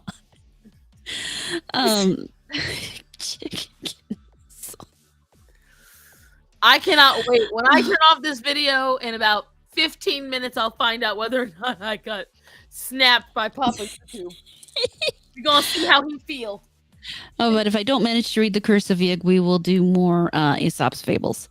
Then on Friday, I'm not gonna lie, if I can scrape up the money, I may buy myself The Curse of Moria or the Return to Moria and play that because it looks really tempting to me.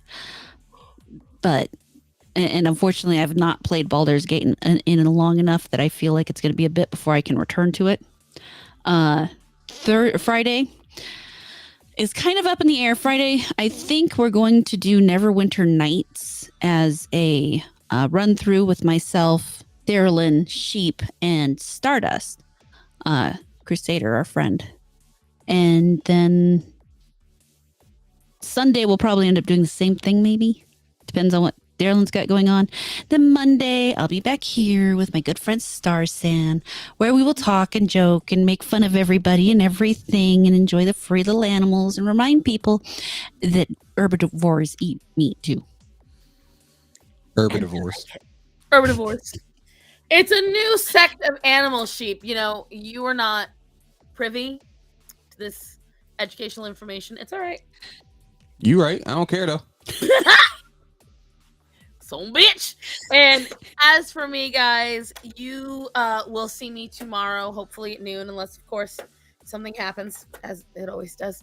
For instance, last Tuesday, the reason why you guys didn't see me was the whole house thing. I was starting that up. I was like, I got the text about 10 minutes before I went to go get on stream, and I was like, well, fuck the stream. And I just started doing all the proceedings for the house. And then I just got tired, and anyways, there is already a video in the pipeline. I am trying to get it to be full monetized. It should be coming out this Tuesday. It is about the holidays. Mm-hmm. And shockingly, what didn't snap me was the licensed material, but the Thanksgiving theme. What? I played 3 separate licensed material. It is not what got me. It's the greens, beans, potatoes, tomatoes song. That shit got me. I have to share a revenue, so I'm trying to get that off. So I'm going to try to release a couple of videos this week because, as you all know, this is Vlogmas. This is when we all make our money on YouTube. So I've made quite a few videos. If all goes well, there's a surprise coming this month. I got to still contact all the people that won the fat privilege cards during my live stream. So yeah, you'll see me tomorrow live stream. Then you're going to see me Thursday. I might not be in the chat, but if all goes well, there'll be at least 3 videos out this week. If all goes well, please pray for me on that one. Then next Sunday, you will see me here with Mother to Smothered. And then next Monday with my darling, my beautiful, my nerd-rotaglicious StarMorata. So, guys, thank you for being here. Remember to get your animals spayed or neutered. Keep your dogs home right now. Do not bring them out and interact with strange dogs. Remember to tell people that are important to you that you love them and to be safe. So, Horror, Yes. I love you. I love you too. Be safe. You too. Good night, everybody.